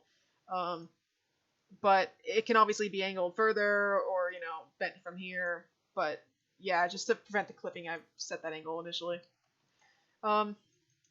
You feel it out. Same thing with ears, by the way. Is I tend to pre-angle ears as part of the model, so I set their angle before even setting it to the animation. Because otherwise, if I zero this out, it's gonna look funny, right? Like if I completely zero this out, like if I set it to the animator like that, you know, it's more work for them, and they, you know, we as the modeling artists, we are the ones supposed to kind of get it looking properly before sending it off the animation. I pre-angled all the quills, you know. That's the artistic stuff that we do. But let's see. Yeah, you might have to. But yeah, this is why we're doing this course. Is y'all need to learn the process. It's it's a pain. Once you got it down, it's pretty easy. But yeah, there's a lot to learn. Okay, was there anything else I needed to cover with rigging? I'm trying to remember. Yeah, no. It's not only saves you guys like a headache trying to figure things out. This also saves us a lot of work when we look over the models because they come to us better. Heads and things. It's gonna be kind of tricky to set their pivot sometimes. Like, remember that Pokemon have to be able to move their heads up a bit or down a bit, and like we don't want to have too big a gap. So sometimes we have to move heads and such to compensate. Let me see if I think Wartortle might be like that. Sometimes you kind of have to put the head pivots in weird spots in order to. Oh wait, no. A good example would be. I'm trying to remember who has this. Which model would have this? I'm trying to remember. Oh, Golduck might actually have it. Hang on, let me take a look. I need to post some of these. Can't find anything. Golduck, do you have it? Do you have it, Golduck? Let me take a look at your head. Okay, this one does. So some Pokemon when you have a Pokemon that has to angle its whole body for like flight or swim positions, right? So like Golduck's gonna have to get horizontal to swim, or like Pidgey's gonna have to get horizontal to fly, right? Something special you're gonna have to do for the head is you're very likely gonna have to put the head's pivot up here. So you're right here, like way up in the middle. And the reason for this is that it lets the head rotate seamlessly with the neck here. So like let me like rotate its head. Like that, see? See how the head rotates very seamlessly with the like neck there to do that? And that's because the pivot's way up in the middle of the head. So most Pokemon, you're going to put the pivot down here, like right here, right? But then if we were to angle Golduck's head, this is what... actually, that's the wrong one. This is the one right here. If I were to angle Golduck's head, see how that doesn't really work? You see how it kind of decapitates? So for like particularly swimming and flying Pokemon, you're going to want to angle the head more up here so that it can kind of transition its head properly. Yeah. Yeah. So like I said, when you're modeling, do make sure to bend your parts, make sure they look correct. You might need to change, like I put the shoulder pivot up here so that it kind of doesn't create any gaps, And another thing is that when you're modeling, you're gonna make limbs and such longer than you think they need to be. So like, see how this arm looks super long, right? But when it's bent, it gets shorter, and suddenly it's a much shorter arm. So like really long, much shorter. Do make sure you actually test out the bending of your model to make sure that it articulates properly. Yeah. Another trick, by the way, is that I typically have them set to where like shoulder joint here, elbow joint like around back here, right? Because it's gonna go in this direction, right? Like think of your real skeleton. Like you can't bend your arm backwards or upwards or sideways. It bends one direction. Your arm like has one joint, right? It does this, for the most part. Right? The fact that you can rotate your arm in other orientations is because it's rotating from other locations. So your shoulder kind of does most of the rotation. So this is kind of how it goes up and down, see? So like Golduck's going to actually get positioned kind of like this. And rotate like that to move its arm, see? But this particular joint's going to pretty much always just do this. It's not going to do anything else. So like think about your actual anatomy when you do these too. Like think about how your skeleton's actually supposed to bend. Alright, so like right here, let me go back. Like it's able to do, like despite having literally, like it has limited motions, only able to bend certain ways, it's able to do really complex motions, look. So, rigging it kind of like a real skeleton lets you actually quite do a lot.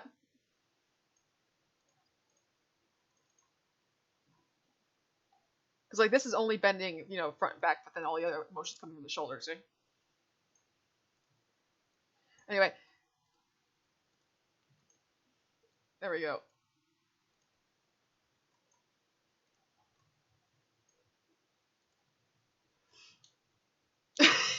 I did a lot of work on this too. I have become an animator at this point. But yeah, alright, so I think that's the basics of rigging. Is there anything else? Okay, I can talk more about animating. If anybody wants to stick around for... Okay, first off, questions. Anybody has any more questions about modeling, let me know, please. And then I can move on to talk about a little bit animating if you're interested in animating. because I can show you guys how to do really basic animations with the modeling equations and such. Like this stuff I can explain what this does. It's like Bro's already figured it out. The basic modeling is pretty easy to understand. Okay, one thought. Yeah, I just have one question. Okay, yeah. About the model identifying. So like it was, sorry. It was Murkrow underscore shiny or Murkrow underscore female. Yeah. Is that like just for Pokemon with gender differences? Yeah. If it doesn't have gender difference, it's labeled like this. So you say it's Machop, Machop. Also make sure again model identifier. Make sure it's also there as well. Venusaur, like right here, this one has a gender difference. It's labeled Venusaur here, but up here, it's female, because it actually has a gender difference. This one has that. The male does not. One thing I want to point out, by the way, is that we try to use the same. Oh, there actually is something else about texture I got to talk about. Hang on. So, let's start here.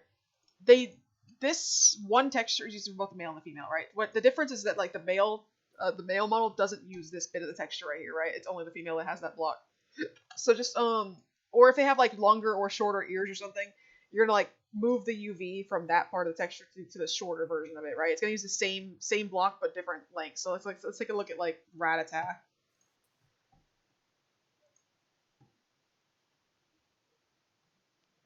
Eradicate is actually cooler. Let's look at Eradicate. So let's open up. Why am I misclicking him? The mouse is not working on me. All right. So this is a gender difference where it's a length difference, right? So this is the male, right? That's the female. We literally just slide it over. What was it right there? There we go. Okay. So, and what you're going to do is, by the way, this is really easy to do the gender differences when you're actually saving the model. So you're going to let's model it like this, and it's like you're going to save it, right? You're going to go to the name. First off, go to the name, make sure it's named correctly, save it, and then if I want to make this a female, I'm going to switch this over here. Also, by the way, I actually do fix the pane to actually be shorter because it doesn't actually need to be that big. So I'll go like that, and I'll recenter it. Boom. So then right there, that's the female. And then you just, what you would do is you go up here, you go female. And then you would just go to file, save as, and make sure it's the female name, save. And then there you go. You're done. You create both the male and the female model by just making a tweak and then saving it again. If you ever need to make changes to one of them, so that you don't need, in other words, you don't need to make changes twice. If you need to make changes to a model, change the one gender, finish it, then just switch to the other UV for the gender difference or whatever else, and then just save it again as the other gender. And that's it. That's the only way. That's how you make a change. It's easy. It's worth mentioning too that the reason why we want to do that is because if we have shinies and different variations, then if you have a male-female difference, all it requires is one extra file for the other model. Yeah. Whereas all the textures can continue being used. If you have 5 variations of a texture, and then you do male and female variations, you have an extra 5 textures to do. So changing it in the model means that there are far fewer files. Makes the jar smaller. There was something else. Oh, okay, that was it. So I want to open up some files here that you guys have recently made. Let me find one that is a good example. Okay, so like the Staryu. So the Staryu's texture here is 64 times 64, right? This doesn't have to be this big a texture. I want to show something here is that we can make the textures, like longer or wider. You know, they don't have to be perfect squares, right? We want to try to get the textures as small as possible because it's more optimal for rendering. So what we do is we kind of go. It's better to go from left to right, really, and you want to make it as small as you can. So what you can do is you can texture it this way, but when you're done, you're gonna need to kind of grab all this down here. Grab all this and move it over here, and then make the texture smaller. So this should be a 64 times 32, like this. Yeah, see. So there's like a whole huge amount of space on this texture file that we don't have to, all that can be cut out, right? It actually do shrink them. So it's really easy to change the texture size, by the way. So if I were to move these, I can go into an external editor. Externally, I could just go into external editor. You can just cut all these UVs here, paste them over here, and then you can just go image canvas size and just literally cut it, or actually crop the selection. You can just do this and crop the selection. Crop selection, and then you can just go here, right here, and just change it right here. Texture size 32, and that will automatically adjust. So you just do that, change, boom. But yeah, get the texture as small as you can. You can actually go. You can go long. You can go wide. I think Meganium has a really cursed super wide. Vera, scroll down the chat. Oh, sorry. I'll get there in a second. One second. Let me just what's going on? Okay, man, we have sleeps for Golducks now. Let me go grab something really quick. Or I could just show you right here. Somewhere in here. Okay, Meganium. This texture is really, really long, you can see. As long as the multiple of 2. The only rule of the texture is that both of the dimensions have to be a multiple of 2. So 64, 128, 250, whatever. It has to keep going up by 2, but they don't have to be the same. They don't have to both be the same. One could be, 64, one other could be 32. It's fine. It could be 32, 64 even. But yeah, try to get them as small as you can. Oh, unique parts. Okay, so yeah, this right here is a problem. Okay, so I want to show you guys. First off, the inside of this is not textured. It looks like, yeah, that's not textured on the inside. But they need to be unique parts. So what you would do is, they can't share UV. So what you would do is go to, I'll get to questions in the chat in a minute. Sorry, I see, while it's on my mind, I need to do this. So to fix this, you would literally just copy, paste, save. And you go here. And you would take one of them, and you would slide it up there. Okay, now they have unique UVs. This is very important, by the way. We need every part to have unique UV if we can. It's possible for some things to not have it if we really have to keep the texture size down, but try your best to make sure every part has its own unique UV. And the reason for this is that if people want to make custom textures for these Pokemon, what if they want to have an armband on one of Staryu's arms, but not on the other of Staryu's arms, right? Every part has to have a unique UV for the purpose of other people, that the players being able to retexture things how they want to. So it's just a little annoying, but it's not too hard. Just literally just copy and paste the UV and assign it to that like that. And obviously you can use mirroring. So you can always flip the UV just by going here, mirror UV, as much as you need to. Okay. Transform properties, flip mirror UV. There are so many people here now. Yeah. It's great. All right, I'm gonna go answer some questions now. I was missing. Sorry, I'm trying to do so many things at once. Here we go. All right, okay. I'm gonna start from here and read down a bit. Okay, so blender. Long stuff like long hair or gardevoir skirts, stuff that would logically have some flow to it. Okay. Just if you need things to flow, just give them more joints. Let's take a look at Pidgeot. You can add as many joints as you want. Just try to segment it reasonably, but look, Pidgeot has a ton of different sections to its hair, right? Just segment it. Add more segments, that's fine. Just try to keep it within reason. It doesn't need a segment every pixel, but every 3, 4, 5 pixels you can add another segment, and it'll let it do kind of ribbon things. So yeah, don't be afraid to just segment things more if you need to. Same with bodies, even. If you have a body that needs to bend at some point, you can cut it in half and just give it a joint. And then let's see. And then next is everything.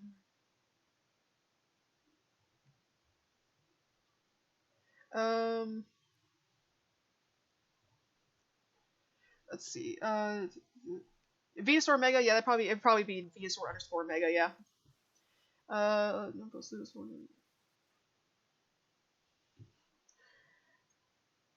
Okay, is there move texture with UV? You can do that apparently. Okay, there you go. Move texture with UV. Where is that? Where's that option? Here. There you go. You can do that as well. There you go. Anyway. But yeah,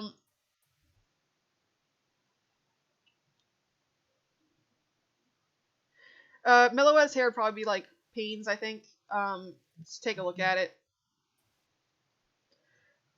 Root part is always just the Pokemon name. Yeah. The root, I already said that earlier. The root should just be that, even if it has gender differences or anything else special about it, the root should always just be the Pokemon name. Okay. Yeah, and the symbols have to be removed. So if it was Farfetch'd, you don't want the apostrophe in there. That's another thing. Is that okay? Yeah, that's another thing. Let me go find the files for that so they can see. So Farfetch. See how it doesn't have the apostrophe up there? Like take a look at like Mime Junior. It annoys me that we nearly got away with not having any numbers in the name either, just, A to Z, but then Porygon. I could actually type out 2 at the end, but it's a little weird. Where was it? Was it Mime Junior? Before? Stupid. Here, Mime Junior. There's no space, just Mime Junior, all one word. No special symbols, no space. That's kind of how we do it. If it has a space in the name, you're just gonna Porygon Z, just do it all one word, all lowercase. Okay, yeah, that's fine and cool. We're just about wrapping up anyway. Model question for you. How do you recommend tackling hexagon? Hexagons, good luck. I don't know myself because we've never encountered that situation yet. So I'm not sure how we're gonna do Regice. That's fine. I will be the guinea pig in prototype. Yeah. What we might have to do, we might be able to do like multiple cubes kind of partially inside each other, kind of bent, or something, if we want to actually try to achieve like a more hexagon shape. Or we could just do cubes and just say, screw it, it's now a cube ice. I've got 3 ideas in mind on that. I'll do like a cuboid shape, the hexagonal shape you said, and maybe a third where it's like a cube with smaller ones. Experiment a little bit. We'll see. Just try. I'll send you 3 concepts then. Yeah, just try a few different model shapes and then we'll try it. I see that Brotat's working on Pineco. That's coming out pretty good already. Oh, that's Pineco. I was only seeing the preview in the corner, so I can't read it. That's that's a Pineco if I've ever seen one. Clearly, how can you not tell? Pinecone. He looks like a birthday cake with his current texture. When I looked at it. Fine, its eyes are gonna. I'm gonna put the eyes onto the actual model itself because putting them here. They're every time they're here, but I can't get these to look proper. So this is the best that it's getting. All right, this is correct. This is what we do. So okay, does anyone have any more questions, or like, are you everybody on the same page? We got it. Birds are hard to model. Look at Pidgey if you need to model one. Any other questions? This is actually not even an updated model. This is an outdated bird model. Like, this is actually an example of the old wings that weren't long enough. They were not long enough. Oh, I'm right clicking. Like, these birds are supposed to have really long wings, and they were just not stretching as long as we needed them to. So we did the tri-joint method to get them longer. Anyway, yeah, it is funny. Yeah, I just have one other thing. Can I stream my screen? Go ahead. All right.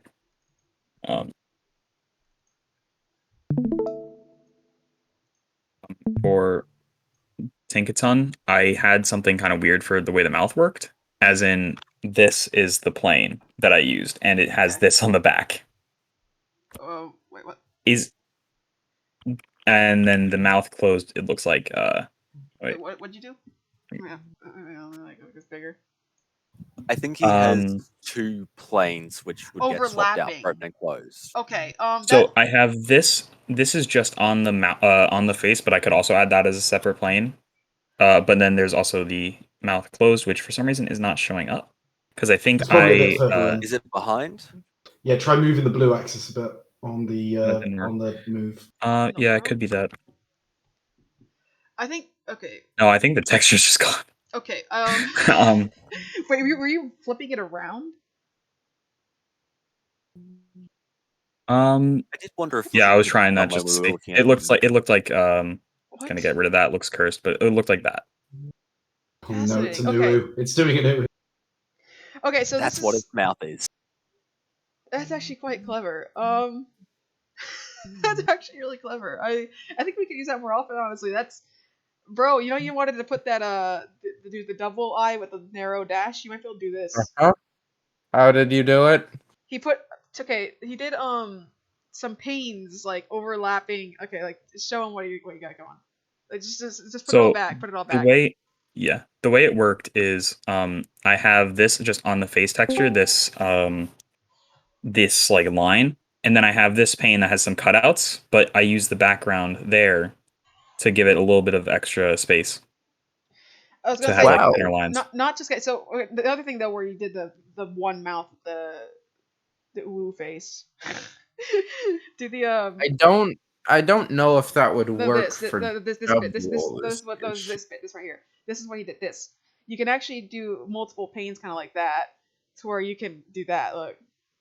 Yeah, I know, but it Anyway. would have to only equate to a single pixel for the eye. Anyway, and I can't do a half and half. Okay. If it won't fit, that's fine. But in general, this is actually a valid method, I think. But one thing I want to point out is that this is going to be So what I would do for this though, in this particular case, is that you see all the the two panes you got for the closed mouth, right? You got 2 panes for closed mouth. You gotta make sure they don't Z fight. Just one. So make sure that the pane in front of the mouth would be 0.01 in front of the one behind it. Just make sure that the spacing is very small. So yeah, okay, that's good. Yeah. And then what I would do, what I would do though is, okay, so you see on the side there, make sure they're kind of like butt up against each other. So the pane behind it should only be like barely lifted off of it.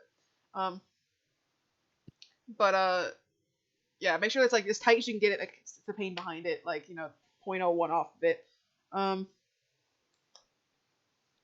Anyway, you can even reduce it a bit. Try to get tight under there. What I would do is I take both of those panes and put them under mouth closed under that folder. They both go under the same folder. And then you're gonna want to kind of have this separate, probably for the purpose of animation. And then you have that be a separate pane. So what we normally do is we retract the closed mouth into the head, and then put the open mouth out of the head at the same time we animate. So it switches the mouth. So what we would do is just have the closed mouth and the open mouth, and then you switch it. So then what you can do is you could copy the regular mouth. You actually might be able to leave the regular mouth there. Actually, I don't know. Just know that we normally switch it. As long as you're not doing any weird rotation stuff, it'll work. But you're allowed to switch out the mouths really quickly. That should work actually. Yeah, as long as you can kind of retract one and then put the other one in front, that'll work. But yeah, put it really close to the head, and then it's gonna go inside the head by 0.1. So a click control drag. One control drag into the head would be the distance, and then we just do a quick swap. There we go. Yeah. Okay. But yeah, that is very clever actually. People make note of that. You are allowed to do weird things like that for the facial details, I think. That's quite clever. Oh, and then I'll try it would just be like Yeah, you could definitely try it, because we don't want to change actually resize blocks into mixels technically, but for really small details, don't do it too often. But for on occasion, if you really can't get the mouth done any other way, for instance, go ahead and try it. I'd say it's valid. I'm testing it at the moment. Actually, I think it was the perfect thing for Centric. Yeah, it might work. No, yeah, this is good. This is a good model.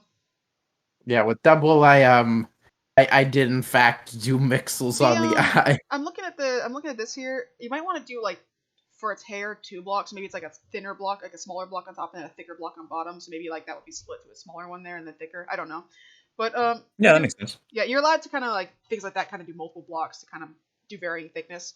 But yeah, no, this is a really good model and really good work on that mouth, particularly. Wow, that was actually pretty cool. I never thought of that. I never thought to do that. We do actually overlay panes already with some stuff. So if Caterpie is an example of one that is useful to look at.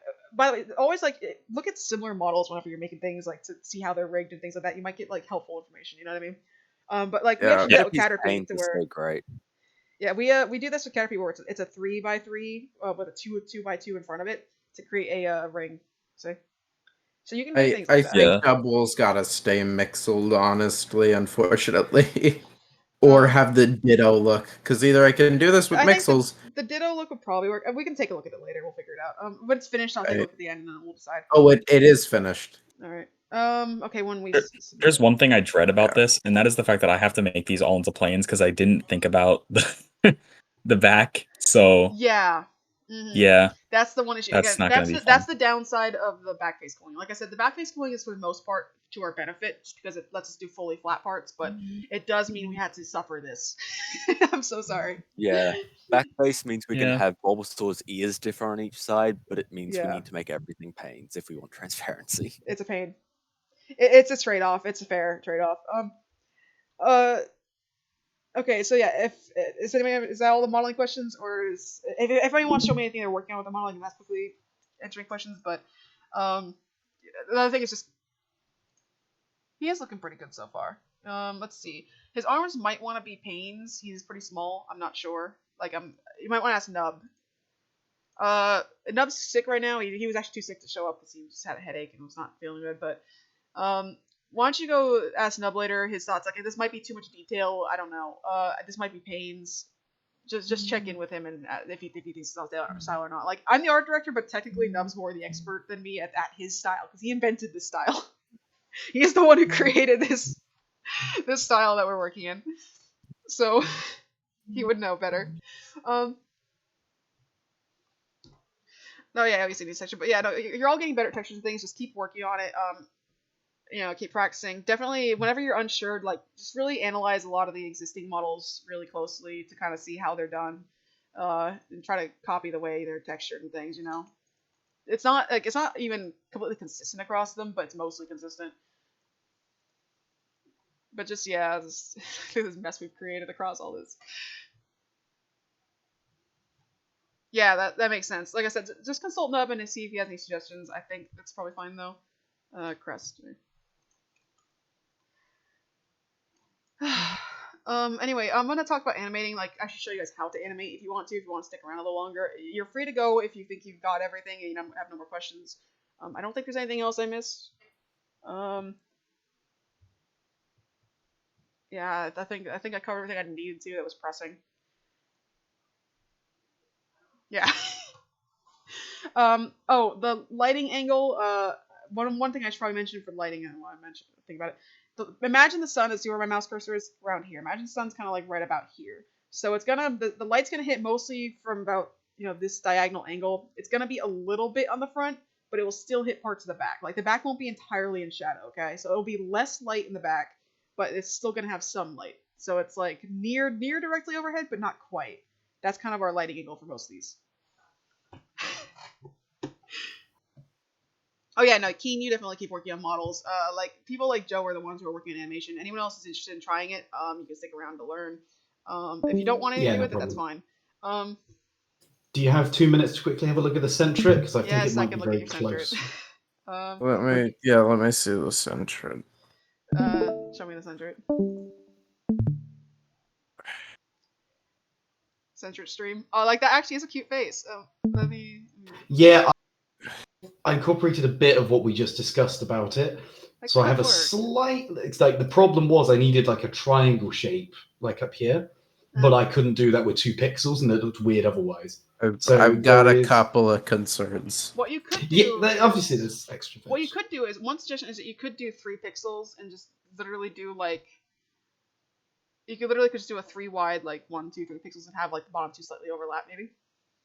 Yeah, I could do. Yeah, just experimenting, but the face, I think, is a challenging part of this. Yeah, it is hard to do. Again, it would be valid to just do a 2-block line, but it would be cuter if we actually get an actual face. That isn't a terrible idea, but I would keep.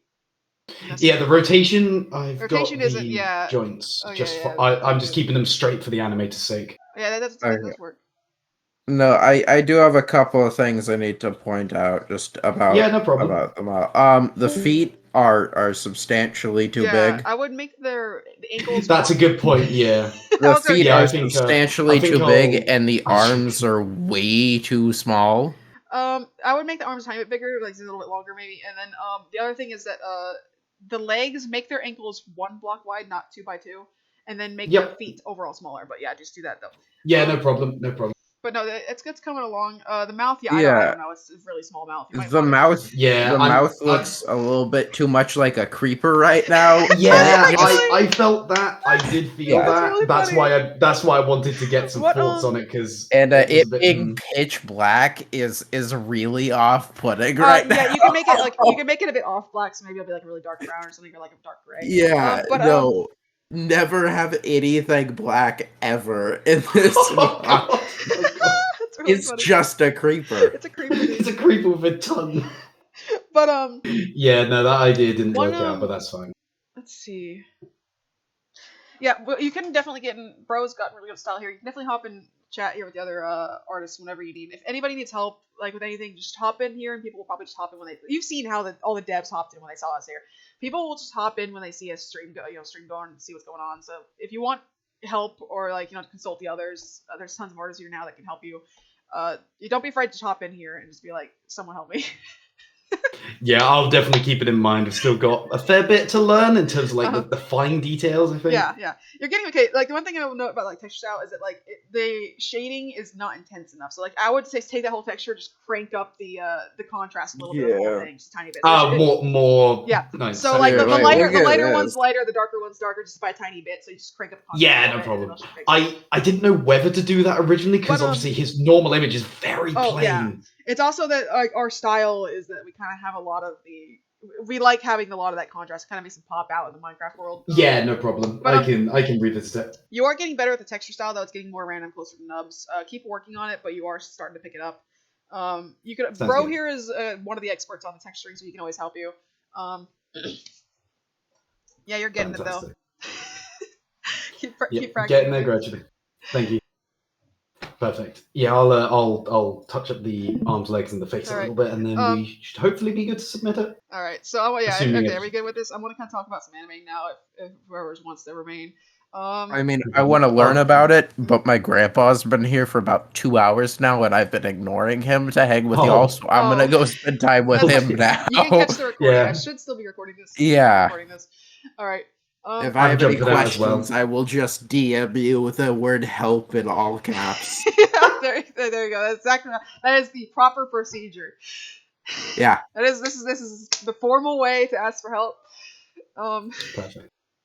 Okay, well, I'll take my leave. Thank you very much for your time. All right. Bye. Take care, guys. All right. Who's left? Who remains for? Okay, you looks like we're gonna talk a little bit about animating here.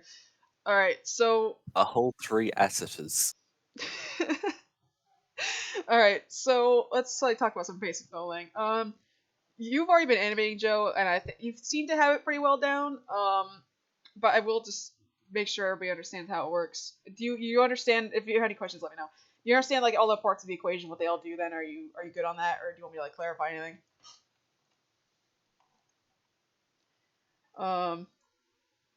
Okay. So I'm just gonna make sure that we understand it. So let's take like a really simple, find a simple rotating part. Hang on. Who has the simplest rotating part? Do you have a simple equation? Okay, this is a good one. Okay. The most basic equation is that this part here at the beginning, like just the number, that's just the angle. Like there's no math involved here. That's just the angle. That's the angle of the part. Then you're gonna have this bit here. This whole bit is the actual animation bit. This is always 90, never changes this. This is like the timing of it, and it should always just be default 90, and you're gonna apply multipliers to it. Change the speed, basically. So like, let me hit play. So if I were to change this to, let's say 6, that's not going twice as fast, see? So this whole animation is kind of in 3. Like, generally, they'll notice that most of the animation will be in the exact same timing. So if I click around, like, all the parts will kind of have the exact same, times 3. That means they all move in sync, right? But you can also use, like, half of the standard or, like, double the standard to go, like, if you want to go 2 times per rotation, per cycle, I mean. If you want to go 2 times per cycle, then you'll change this to 6. And then it will go 2 times for every time this does it once. If I make it 1.5, it will go once for every time this does. It will go once every time this goes twice. So what I mean. So it's just relative to the other time. This next bit is an offset basically. So if I were to let me crank this up a bit. So, let's start with the end here. Right here, this is actually the intensity. Let's change it to really high so that we can kind of see the change here. All right, that's an intensity 10, so we can kind of see what's going on. So this is the timing of it. So if I were to then change the timing can actually be multiplied as well. So plus here, right? Adds this flat number to this time. And what that does is changes like the offset of when it's doing it. So it's currently going it's hard to kind of compare. Let me go to this one. These are going at the same time if I do this times 10. Alright. Okay, so see how they're going at the same time? If I change this bit here to a time 633 times 3, so we're doing half, it should not kind of be a different timing than this arm. So it's changing the timing. So if you want to kind of make something happen earlier or later in the one cycle, then you can kind of do the plus something something something or minus something something something. Okay, and then you can see how it kind of has a bunch of pluses and minuses. This nonsense is because like the 180 changes it completely. So 180 will just flip it.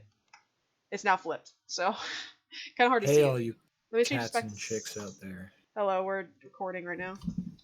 Oh, my bad. I'm doing like a lesson on modeling and animating. So okay, so this is going at this timing. If I were to remove this 180, it's now exactly opposite of this arm. See? But if I add the 180, it is now same time as that arm. So do the 180, the plus or minus 180 if you want to just flip the animation to go with the, you know, either opposite or the same. And then obviously it's the offset. Anyway, that's the basic structure of these, really. It's not complex at its most basic form. You can have anything go kind of back and forth or, you know, at any speed you want. Now, it gets a little more complex when you get to parts that don't necessarily just go back and forth. So let's take a look at like the tail. Maybe this might have a more complex. This isn't one of them. Let's take a look at. I need to go way over here. Charizard. Oh. So animations get a little more complex when you get to the clamp stuff. So you see how it's kind of going side to side, but then it kind of gets slower in the middle. All right. It's because we're kind of stacking animations now and doing multiple things. So if I go here,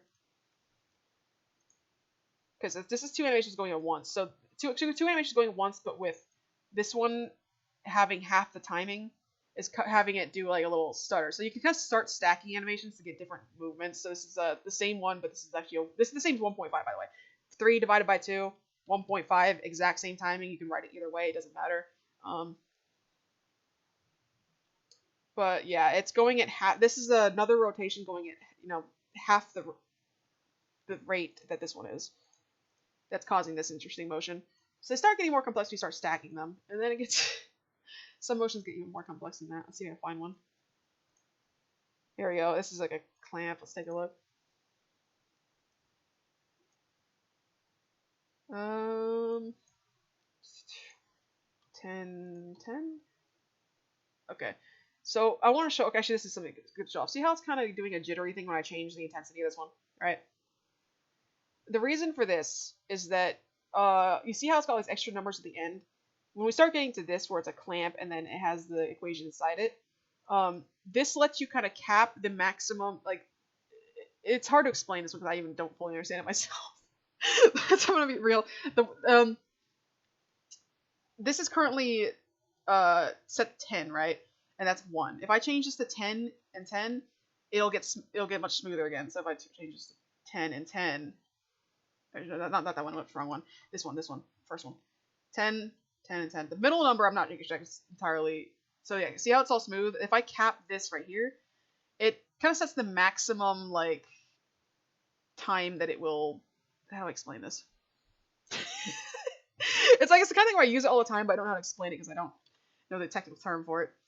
It goes smoothly like this, but this caps it. Like, it's going to actually stop the animation halfway through for one axis. So this is like one going one direction, this is going the other direction, right? So I'm telling you, on just going in this direction, stop halfway and like hold it there. Like, don't initiate for a bit. And so if I put this at 1 and 1, it's going to do this weird jittery thing where it only does it for like 1/10 of the animation, see?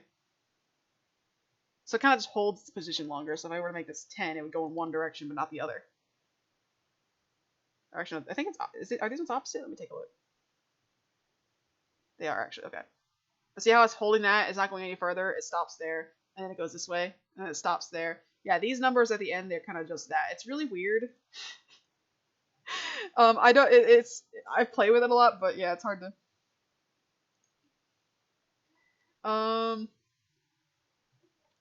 So and this is capped, by the way, at this. So like the intensity has to match this. So if this goes any higher, it won't make any difference. Like it's the min and max is 0 and whatever this is set to. So if I were to set this to 15, then it would actually be able to go all the way and use that full 15. So if this is set to 1 and 1, it's just allowing that. Anyway.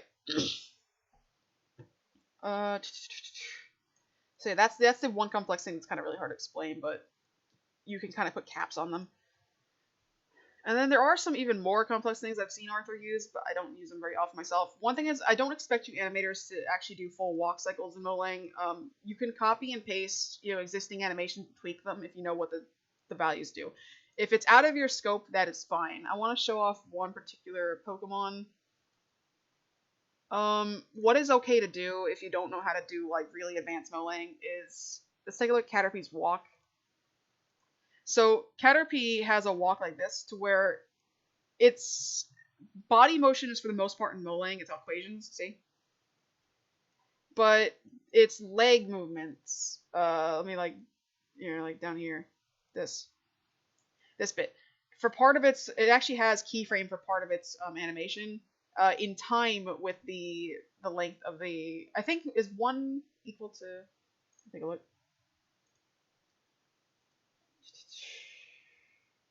$90 times 4.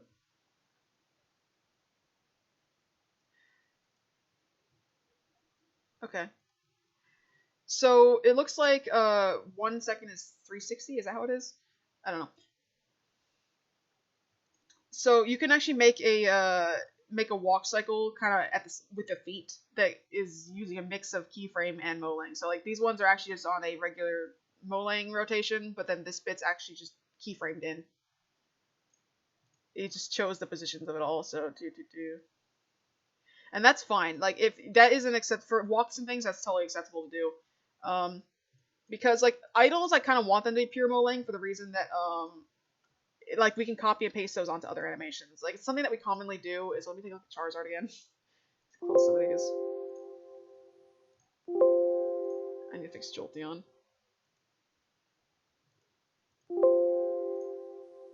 Charizard, found you. One thing that I messed something up, I probably did. Alright. Okay, so let's take a look at like the faint. Okay. Something that we will commonly do is we like fish one out. Surely there's one in here somewhere. I figure this one probably has some, but I don't know. Here. Okay. So we'll actually kind of keep some of the Molang background animation as part of some animations. So like, let me go grab like, actually Charmander's a good one. Let me go grab Charmander. It's particularly useful for attack animations. Okay, so special attack animation. You see how it has the body kind of moving a little bit as it attacks? Like, actually, is it supposed to be with it's supposed to be overlaid? So we'd probably copy that in. One thing we can do is we can actually literally just copy like parts of the idle animation into other animations, just to kind of give them some body movement when they're doing stuff. So like the tail wag keeps wagging, right, when it's attacking. And if there's a idle animation with Molang, we can just literally copy that frame. Let me find one here. So if I copy that and I were to make like a new animation, paste it in, and then I were to start keyframing, like let's say I start adding keyframes, right? There. It would actually keep that animation throughout these keyframes, right? So we can actually have a background keyframe motion inside a Molang animation, inside a keyframe animation, right? So you kind of copy it through.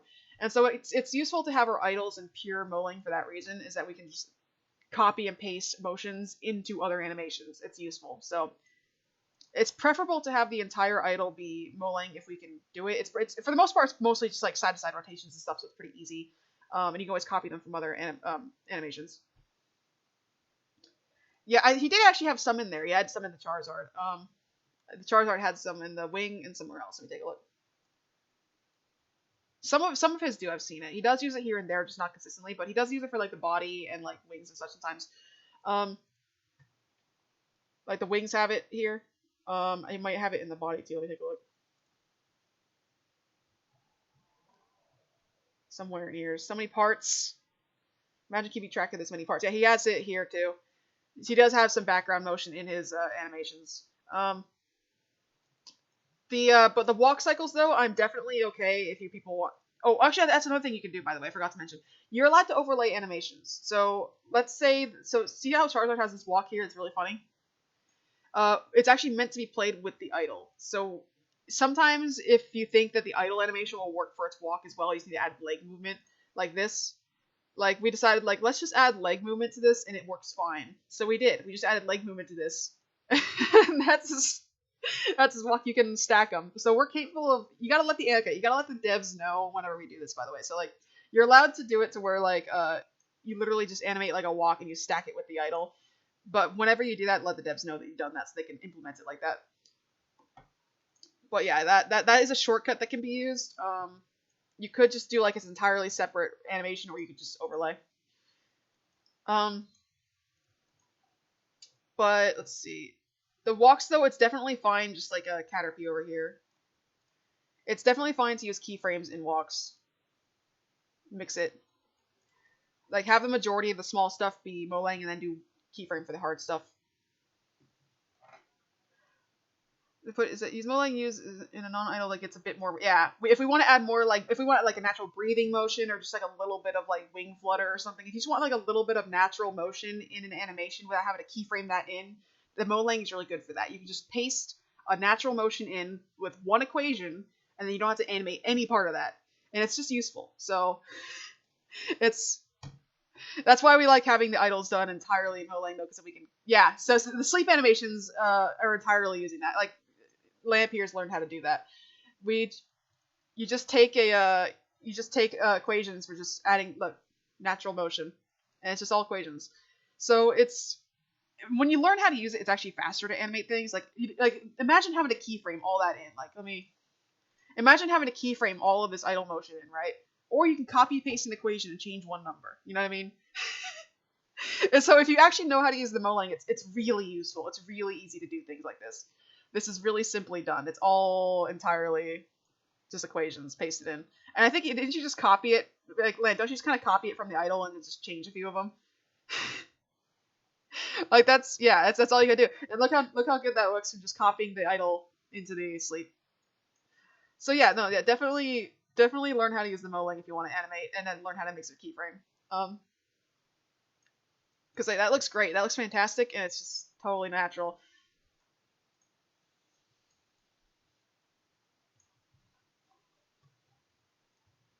Like, they both have their use. The keyframe lets you do more specific motions that aren't like a repeating loop, right? But if you just have anything you want to just loop in the background, just Molang equations. And you can kind of learn how to write them yourself, too. Like, if you know how to tweak these numbers, you copy paste it in and change a bunch of values or something. It's not hard. Like, this is a simple equation. Copy paste that in, change a few values, you got a motion. So,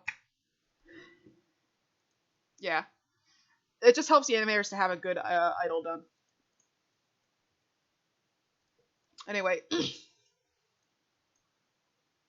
but yeah, in terms of okay, so some details about types of animations, I'll talk about that too. So we want okay, for something like an idol, it should have, you see the time here? Okay, hang on. How would a floating walk be done for like ones like Mew who floats around for walking? I mean, you could just have it float. So like, we actually have something. Let me go find like coughing. Coughing is a good example.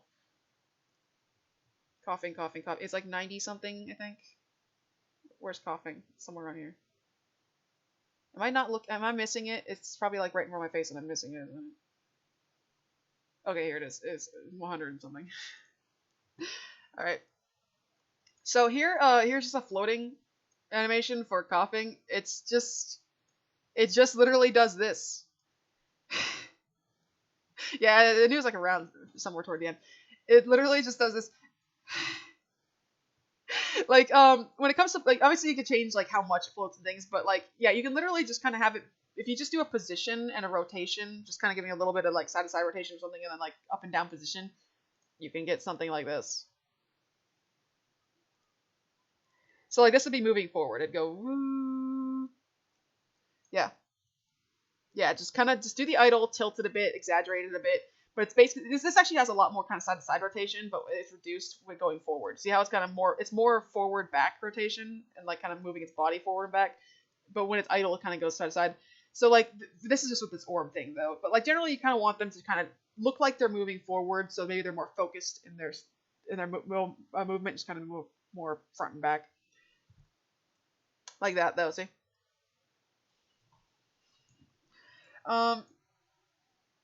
Okay, so different types of animations. So let's go to Charizard. So there are certain. Actually, no. Charmander's perfect. Charmander has the most animations of any Pokemon. So this is a good one to talk about. Okay, so idols, they had to have their this. See this here, this time thing. When it comes to anything that's, yeah, when it comes to anything that's purely like Molang only, then you're gonna have this capped right there at the 0. This cannot be over here. Okay, make sure that this is at 0, because, and that all these have to be on the first frame. And if they're not on the first frame, it's gonna cause problems. This can very easily accidentally end up over here, and you save it, right? And you think it's fine, and it's just like, it's like, oh, there's no problem, right? This could end up at, I've had this thing right here end up at like 6,000. Like, you see this time frame? Like, it'll end up at a super high number far away, because somebody just left this running for a long time, and then they, like, started tweaking a model, and then it put a keyframe there at, like, 6,000 frames in or something. You know what I mean? Like, this will automatically adjust is the problem. And then, even if you undo that thing, they'll still have this all the way at 6,000. So just make sure that this is at 0 before you save and quit your animation, because having to go fish for it somewhere way down the timeline is a pain in the ass. I don't always know it's there. And if this is left in all the way right here, it will cause weird looping on the animation itself in-game, okay? Like, it has to actually be set at 0. So do pay attention to that. Yeah, exactly. I hate that frame bar. It does that all the time. So anyway, just at the end, make sure make sure it's in the right spot. Here's another overlay. When it comes to because the special attack here, it's supposed to be overlaid. So our attacks have to be, what was the length of a special again? 3, 4 maybe. Where did we put the cap? What is this over here? Oh, maybe this one wasn't like totally done yet. I don't remember. We need to freaking edit this one. Okay, let's go find a special that was recently done. Who has a special that was done recently? Let me take a look at mine. I think I have one in here somewhere. Jolteon. Here, okay. Okay, 30 seconds. Okay, so Charmander hasn't been updated is the problem, because we're still doing the attacks, but when it comes to attacks, they have to be exactly 3 seconds long, okay? If it's a special attack 3 seconds, it's physical attack 3 seconds. We have given it this window, right? So the deal is, in the game, in-game, we can only tell it to pause the battle for a certain duration. So every single animation has to fit within that duration. So yeah, 3 seconds to do your special and your physical. And same thing with feints, by the way, 3 seconds. Yeah. Yeah, feints, all that, yeah. We can change it for different ones, but for the attacks and the feints, we decided 3 seconds. For other types of animations, we might do something different if we ever do those, but yeah. Special attacks will just be things like this. They're pretty easy, right? But then we got things that are a little trickier. Like, let's take a look at Mankey as an example of Mankey. Where the hell is Mankey? Here it is. Mankey has a physical attack that we actually finished. As we haven't put it in the game to test it yet, but the idea is the physical attacks are a lot harder than specials. Physical attacks are special because, funny enough, they're special. Physical attacks are tricky in that they have to have this jump in and out first, and we haven't fully tested this game yet, so we're not doing them yet. But this is how we think we're going to do it. Is that they had to have like a leap and then like a jump back like that. So they have to like land, swipe, back again, and it starts from midair. So it starts from midair, ends at midair, right? Yeah. So we're gonna probably have to throw them toward the other Pokemon. So what we're doing is we're having them have the animation start midair and then end midair, because we actually have natural transitions, right? So it's gonna transition from standing to this, right? And then it's gonna play the animation.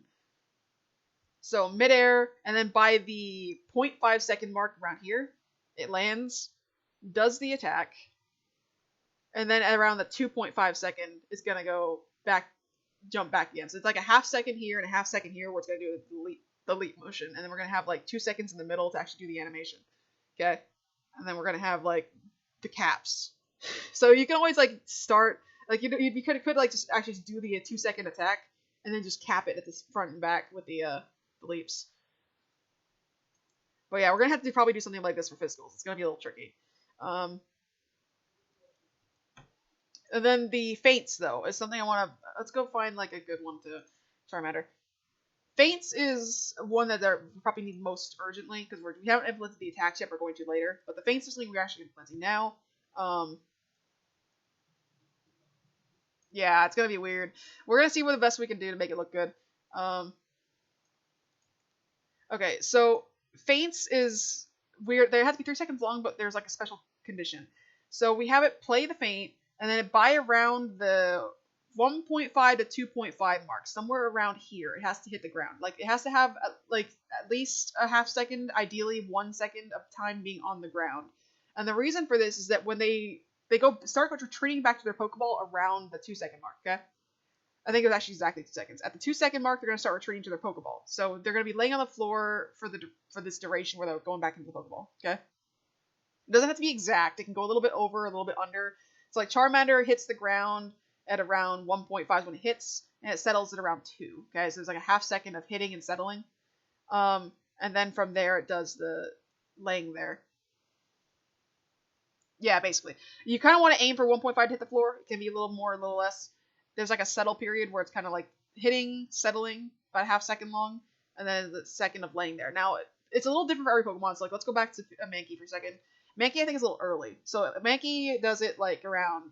So Mankey, I think, falls at around here. So it hits the ground even earlier. Mankey hits the ground kind of like around here, a little before 1.5. And it settles about there, and it lays. And then some of them are a little bit late. So what was a late one? Let me find like another animation that was a bit late. Maybe Sandshrew? I don't remember. I can't remember. It's been a while. Animate. So Sandshrew actually hits the ground technically right here. But it's like laying dead by this point. Let's see, where was another one? There was one that hits the ground really late that's still acceptable, but pushing it. Oh, Abra, I think it was. Abra's a little bit late, but still acceptable.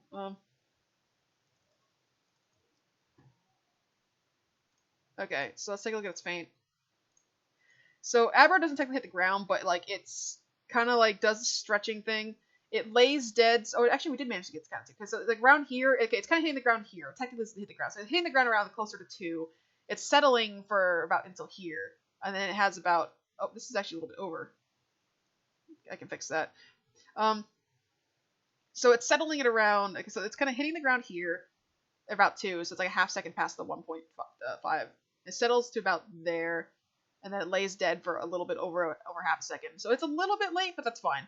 But yeah, you're kind of trying to aiming for about this window for the whole hitting the ground settling zone. And you want to try to give it as close to a second as you can of time to actually lay dead, because right here, that's where it's retreating to the Pokeball right there. It begins retreating to the Pokeball at that frame right there, too. So it's shrinking through this part of the animation right here. Okay? Now, in the wild, they actually play this whole thing out without the Pokeball bit, right? So this is only a consideration for owned Pokemon from trainers, right? But we still need to take it into account. So yeah, right here is its Pokeball retreat point. Shrinking. Anyway. Yeah, that's roughly the timing. Let me save this and export it again. My cat is meowing at the door. Cat, not now. Where is Abra? Where was it? Here it is. Animation save. I needed to fix, I think. Did I already fix it? I don't even remember. I'm finding like little errors while looking at these. Oh, yeah, okay, Blink. That's a good point. Where's Charmander? Okay, so something we haven't quite done yet, but we're gonna be doing, Okay, actually, we actually need someone to do this, but we haven't found someone. We need a lackey to go copy paste the fates everywhere. I mean, not the fates, the blinks everywhere. We need to copy the blink animation to all the Pokemon. So blinks are literally just that. It's very thrilling. This is all we need to do for the blinks. We need to take this and copy and paste it onto every Pokemon, but we need to adjust it for their eye type. So some of them have corner eyes, like you see how Charmander here has a corner eye. Some Pokemon only have front eyes. Some Pokemon have side eyes. If it has a corner eye, it needs both of these values changed, right? But yeah, the blink is literally just this. This is the structure of the blink. It just goes from closed to open at that frame. I think it's the fourth. Wait, 1, 2, 3, 4, 5, fifth frame. Open by the fifth frame. Closed for the 4 frames. Open for the 5th. That's the whole blink. It's really dumb. Yeah, exactly. The blink should be pretty easy. You just gotta copy paste them and adjust them. Okay, so the pulse idol, we have this. So we have an idea that we just want to do a pose. We just want to make an animation with a pose like this, where we literally just have it like do an action and then return back to standing. We could actually animate an action if we wanted to, but we have this concept that when Pokemon are standing idle for a long period of time, we want them to kind of randomly do actions maybe. And some of them could literally just be going roar for a second or turning back to stationary. Like this. This would be a going roar for 1 second and then going back to stationary. Roar. That's all that would be. But we could actually have an animated a pulse where it literally like maybe Alakazam flips its spoon around. You know what I mean? Like something like that. We could do something like that too if we wanted for a pulse. But we can make those later after we get a bunch of other stuff done. And then we haven't got like a set procedure for that yet. And then damage is something that I want to do for our Pokemon is have them have like a recoil pose. And this can stay a pose. Whenever they take damage, they're going to transition to this pose and transition back. Okay? So when Charmander is hit by the other Pokemon, it'll go boop, took damage. Right? And we're gonna need one for probably standing and flying and swimming, depending on because some Pokemon have swimming animations, some Pokemon have flying animations in addition to their regular ones. So if this is an idle damage, but it's probably gonna need one for swimming and flying too. If it's like okay, Charizard will need like one for flying, right? So where's Charizard? Somewhere in here. So Charizard has like an air idle and like an air fly, right? So it would have an idle and a ground damage, and then it'd have an air idle and then an air damage. Anyway, that's a pain. By the way, there actually are idles and movements for both the airs and the waters as well. So,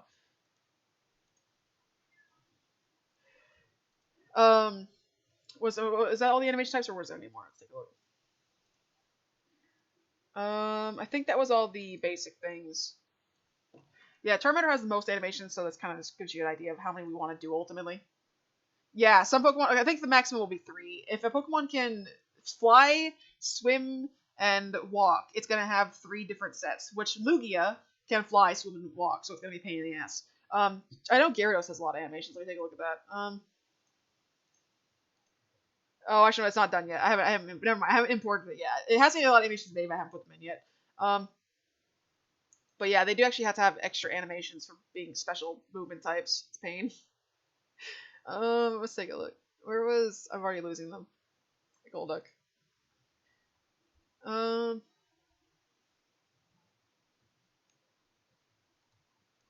Gyarados will not fly. No, I refuse.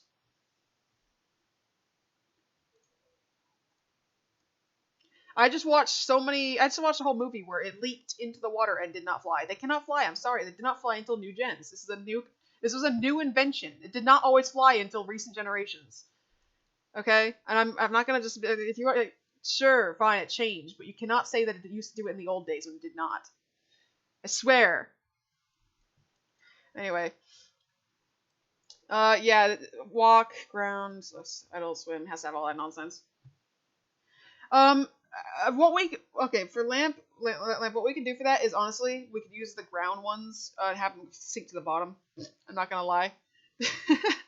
We could have them just sink. Alright, okay, well for now we can do that. Yeah, nobody knew about it was a thing until that game, because it wasn't a thing until that game. Anyway. Actually, no, that's true. Okay, we can do special sleeps for water and flying too later. Only some Pokemon will sleep in the air probably, but most of them will land for it. And we can have water ones as well for ones that can sleep in the water. But that's not high priority. We'll do it later. Is there anything else I need to cover? Aside from animating itself, which you're just gonna have to like work with Ico with to learn from how he does it. Like animating is like a whole course in itself. If you want to get more into animating, you can always talk to the other animators on the team to learn more. But yeah, that was like the basics you need to know about how modeling works and the types of animations that we do and the guidelines for it. Again, always reference existing work if you need to figure something out. Can help you. Was there anything else? I thought there was one other thing that's slipping my mind. Was there a question I needed to answer? I can't remember now. Let me look.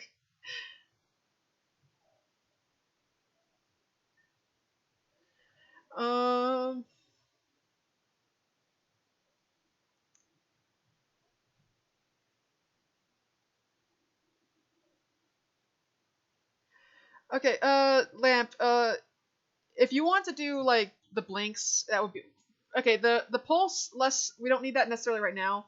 The damage, we'll get to that eventually, probably when we do attacks. But blinks, if you could go add blinks to all the Pokemon that you're doing, that would be fantastic. It's literally just gonna be copying and pasting the Charmander blink, and then like just tweaking the numbers to make sure it's for the correct eye type of the Pokemon. So Charmander has a like corner eye.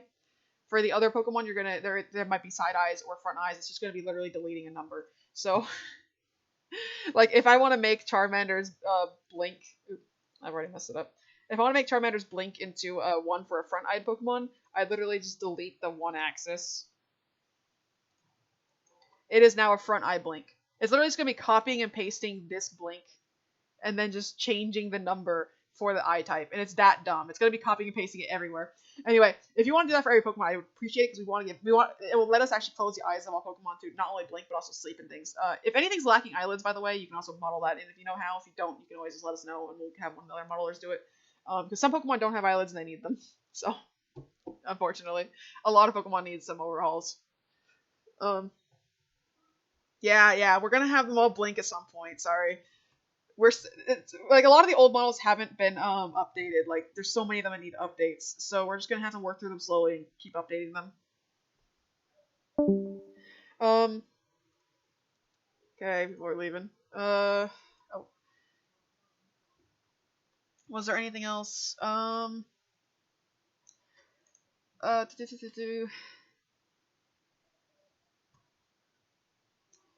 right.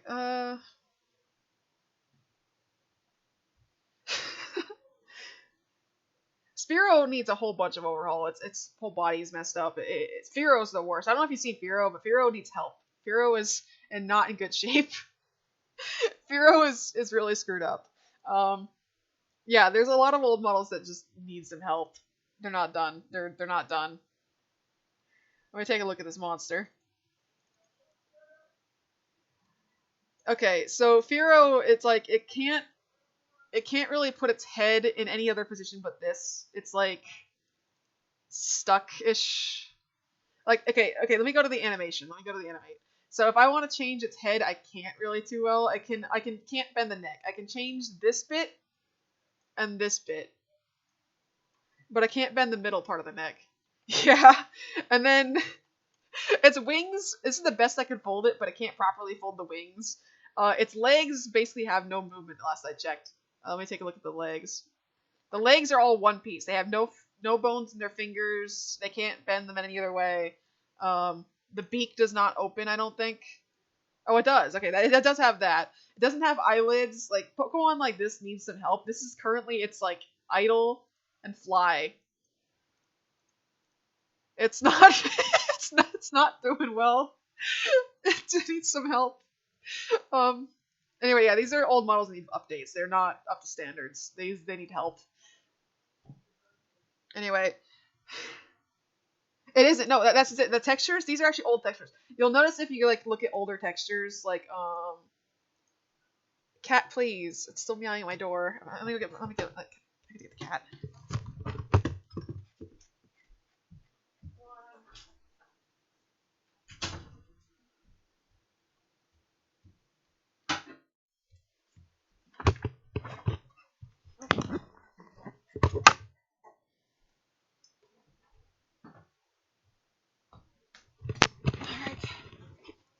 All right. Yeah, some of the if you look at the old textures, like let's take a look at a Cloister. Cloister's a good example of a crappy texture. Cloister, you can see it only uses 1, 2, 3, 4 shades, and it's kind of like light and pale, right? And if you look at things like, it gets even older than this. Let's go to an even older model, and then let's see which one's really ancient. Let me just start opening models, find some ancient ones. Like look at Chansey's ancient texture. You can kind of see how it's really not up to the standard of current textures. You see what I'm saying? Yeah, see, exactly. Like, if you look at current textures, like, look how nice and vibrant that looks, and you look at Chansey. It's, it needs help. Yeah. This whole model needs an over, like, it needs some help. Like, look at its little hands. Yeah, it's really what it is. It's like, new models are gorgeous, and then you look at some of the older ones, and they're not there. We're currently working on updating all the old ones, to higher standards. Like, let me just take a look at, you're gonna laugh at Hitmonchan. I love Hitmonchan. Hitmonchan was modeled backwards, so it walks backwards in game. So it's not only is it an old texture, and like it's proportional. Look how thick its legs are. Look how wide it is. It's like wide Putin over here. Like everything about this model doesn't look right, and it only walks backwards. And yeah, we need to work on updating all these things. They're not good. This is bad. This needs help. They're not good. It's like Nub, or really early on, was still learning a lot, right? Like the kid was still learning a lot. And like these models were pretty good for it because they're made by like a 14-year-old. He might have even been 13 when he first started. But he improved by leaps and bounds over the course of like the months he's been working at Cobbled. So we're like, the models he's making now are just gorgeous, right? But yeah, his early models were like, he was still learning then, and they need updating. Like everybody in teams are growing a lot since we began. So like this was like Dub's like first early work. You know what I mean?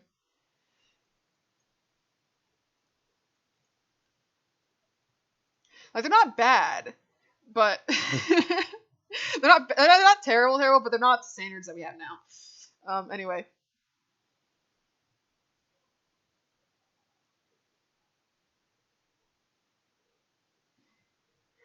I love that, yeah, nice and bed fail. Anyway. If anybody has any questions about anything specifically, I can answer them. If you want to do more animating later and just need help, it's best to just get in voice chat and just talk with us, and I can take you through it. I taught Brotat how to use the modeling animations by just kind of walking him through it, telling him, go to this, change that, kind of showing him how to do it all. But yeah, I can help you with specific things later if you need my help. I did post pins. Huh. I kind of liked its old eyes better, but like it's got overall like a better quality model.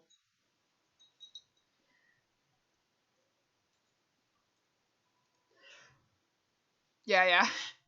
Okay, in pins, let's go take a look. In art, I did actually pin some help for that. So let's take a look at this here.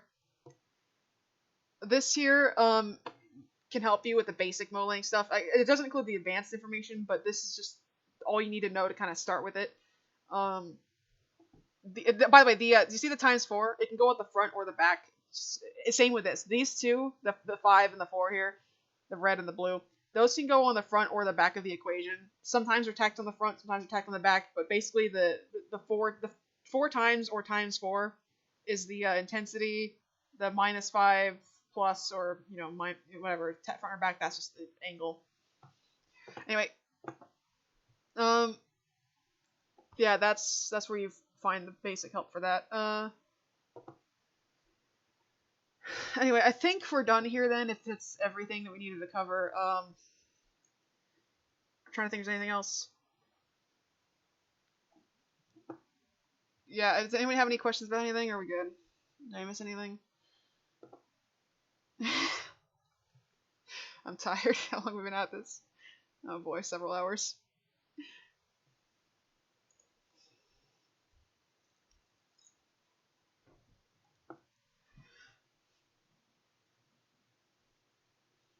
Yeah, exactly. There's a lot of stuff to talk about.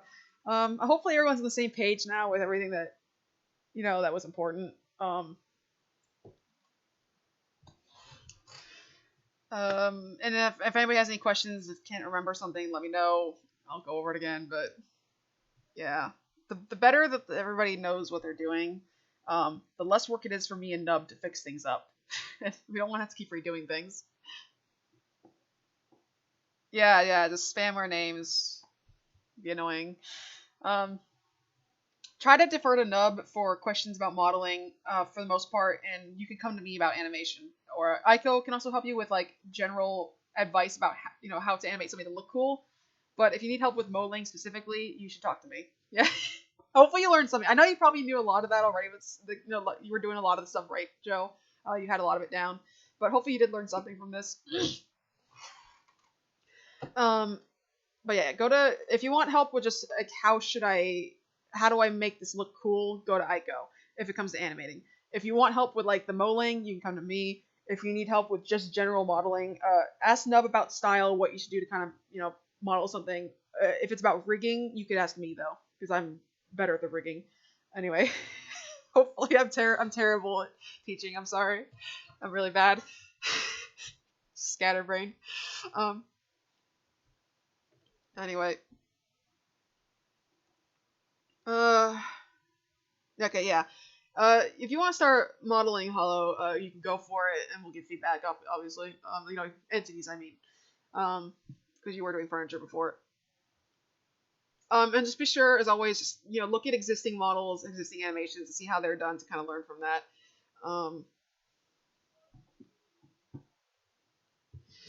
I'm tired. Yeah. Okay. Sure.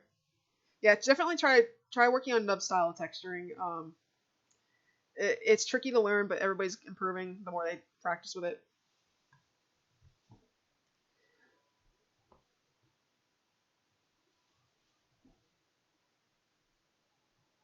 Yeah, like Lamp, I'm honestly, if you just do sleeps and blinks and things like that, like it seems like a dumb job, but it's something that's actually really important and nobody's doing it. So you're doing us a huge favor by doing that, even if it's not something super complex. We just need more hands working on things. It's fine. I'm good to have you just do all the hundreds of Pokemon sleeping, and that is it. If that's your only job, I am happy, because it means it's something that other artists don't have to do. Someone has to do it. Anyway. I am glad that Joe's interested in animating, because I can train him up a little bit more in that, and he can help us with that too. Because I'd like to move we're currently hiring Arthur to help us. Oh yeah, sure. Joe, we're currently hiring an animator to help us, but we'd like to kind of move all animations in house. Because he's good at what he does, but he doesn't really have passion for the work. He just kind of does things exactly as instructed. I want artists who are really passionate about the Pokemon to really animate them with a lot of personality. So I'd like to kind of teach more people within our team how to animate so that we can kind of do all of it ourselves and not have to rely on hired help. I mean, Arthur's great. He's been really helping us in animations. I'm really appreciative, but I'd like the artists we have here to kind of learn to do it. Yeah. So I'm down to teach anybody who wants to animate. Joe's already got the basics down pretty good, and he hopefully can kind of learn how to do it really well.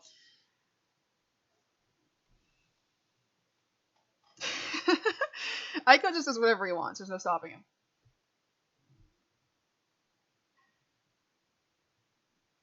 Yeah. Just look at the existing ones and kind of just tweak values. Yeah, if you want to, sure. Tweak the values of animations and things, kind of learn how they work. And eventually kind of figure it out.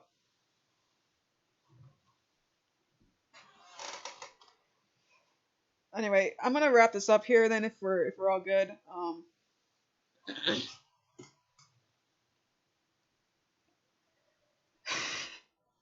All right.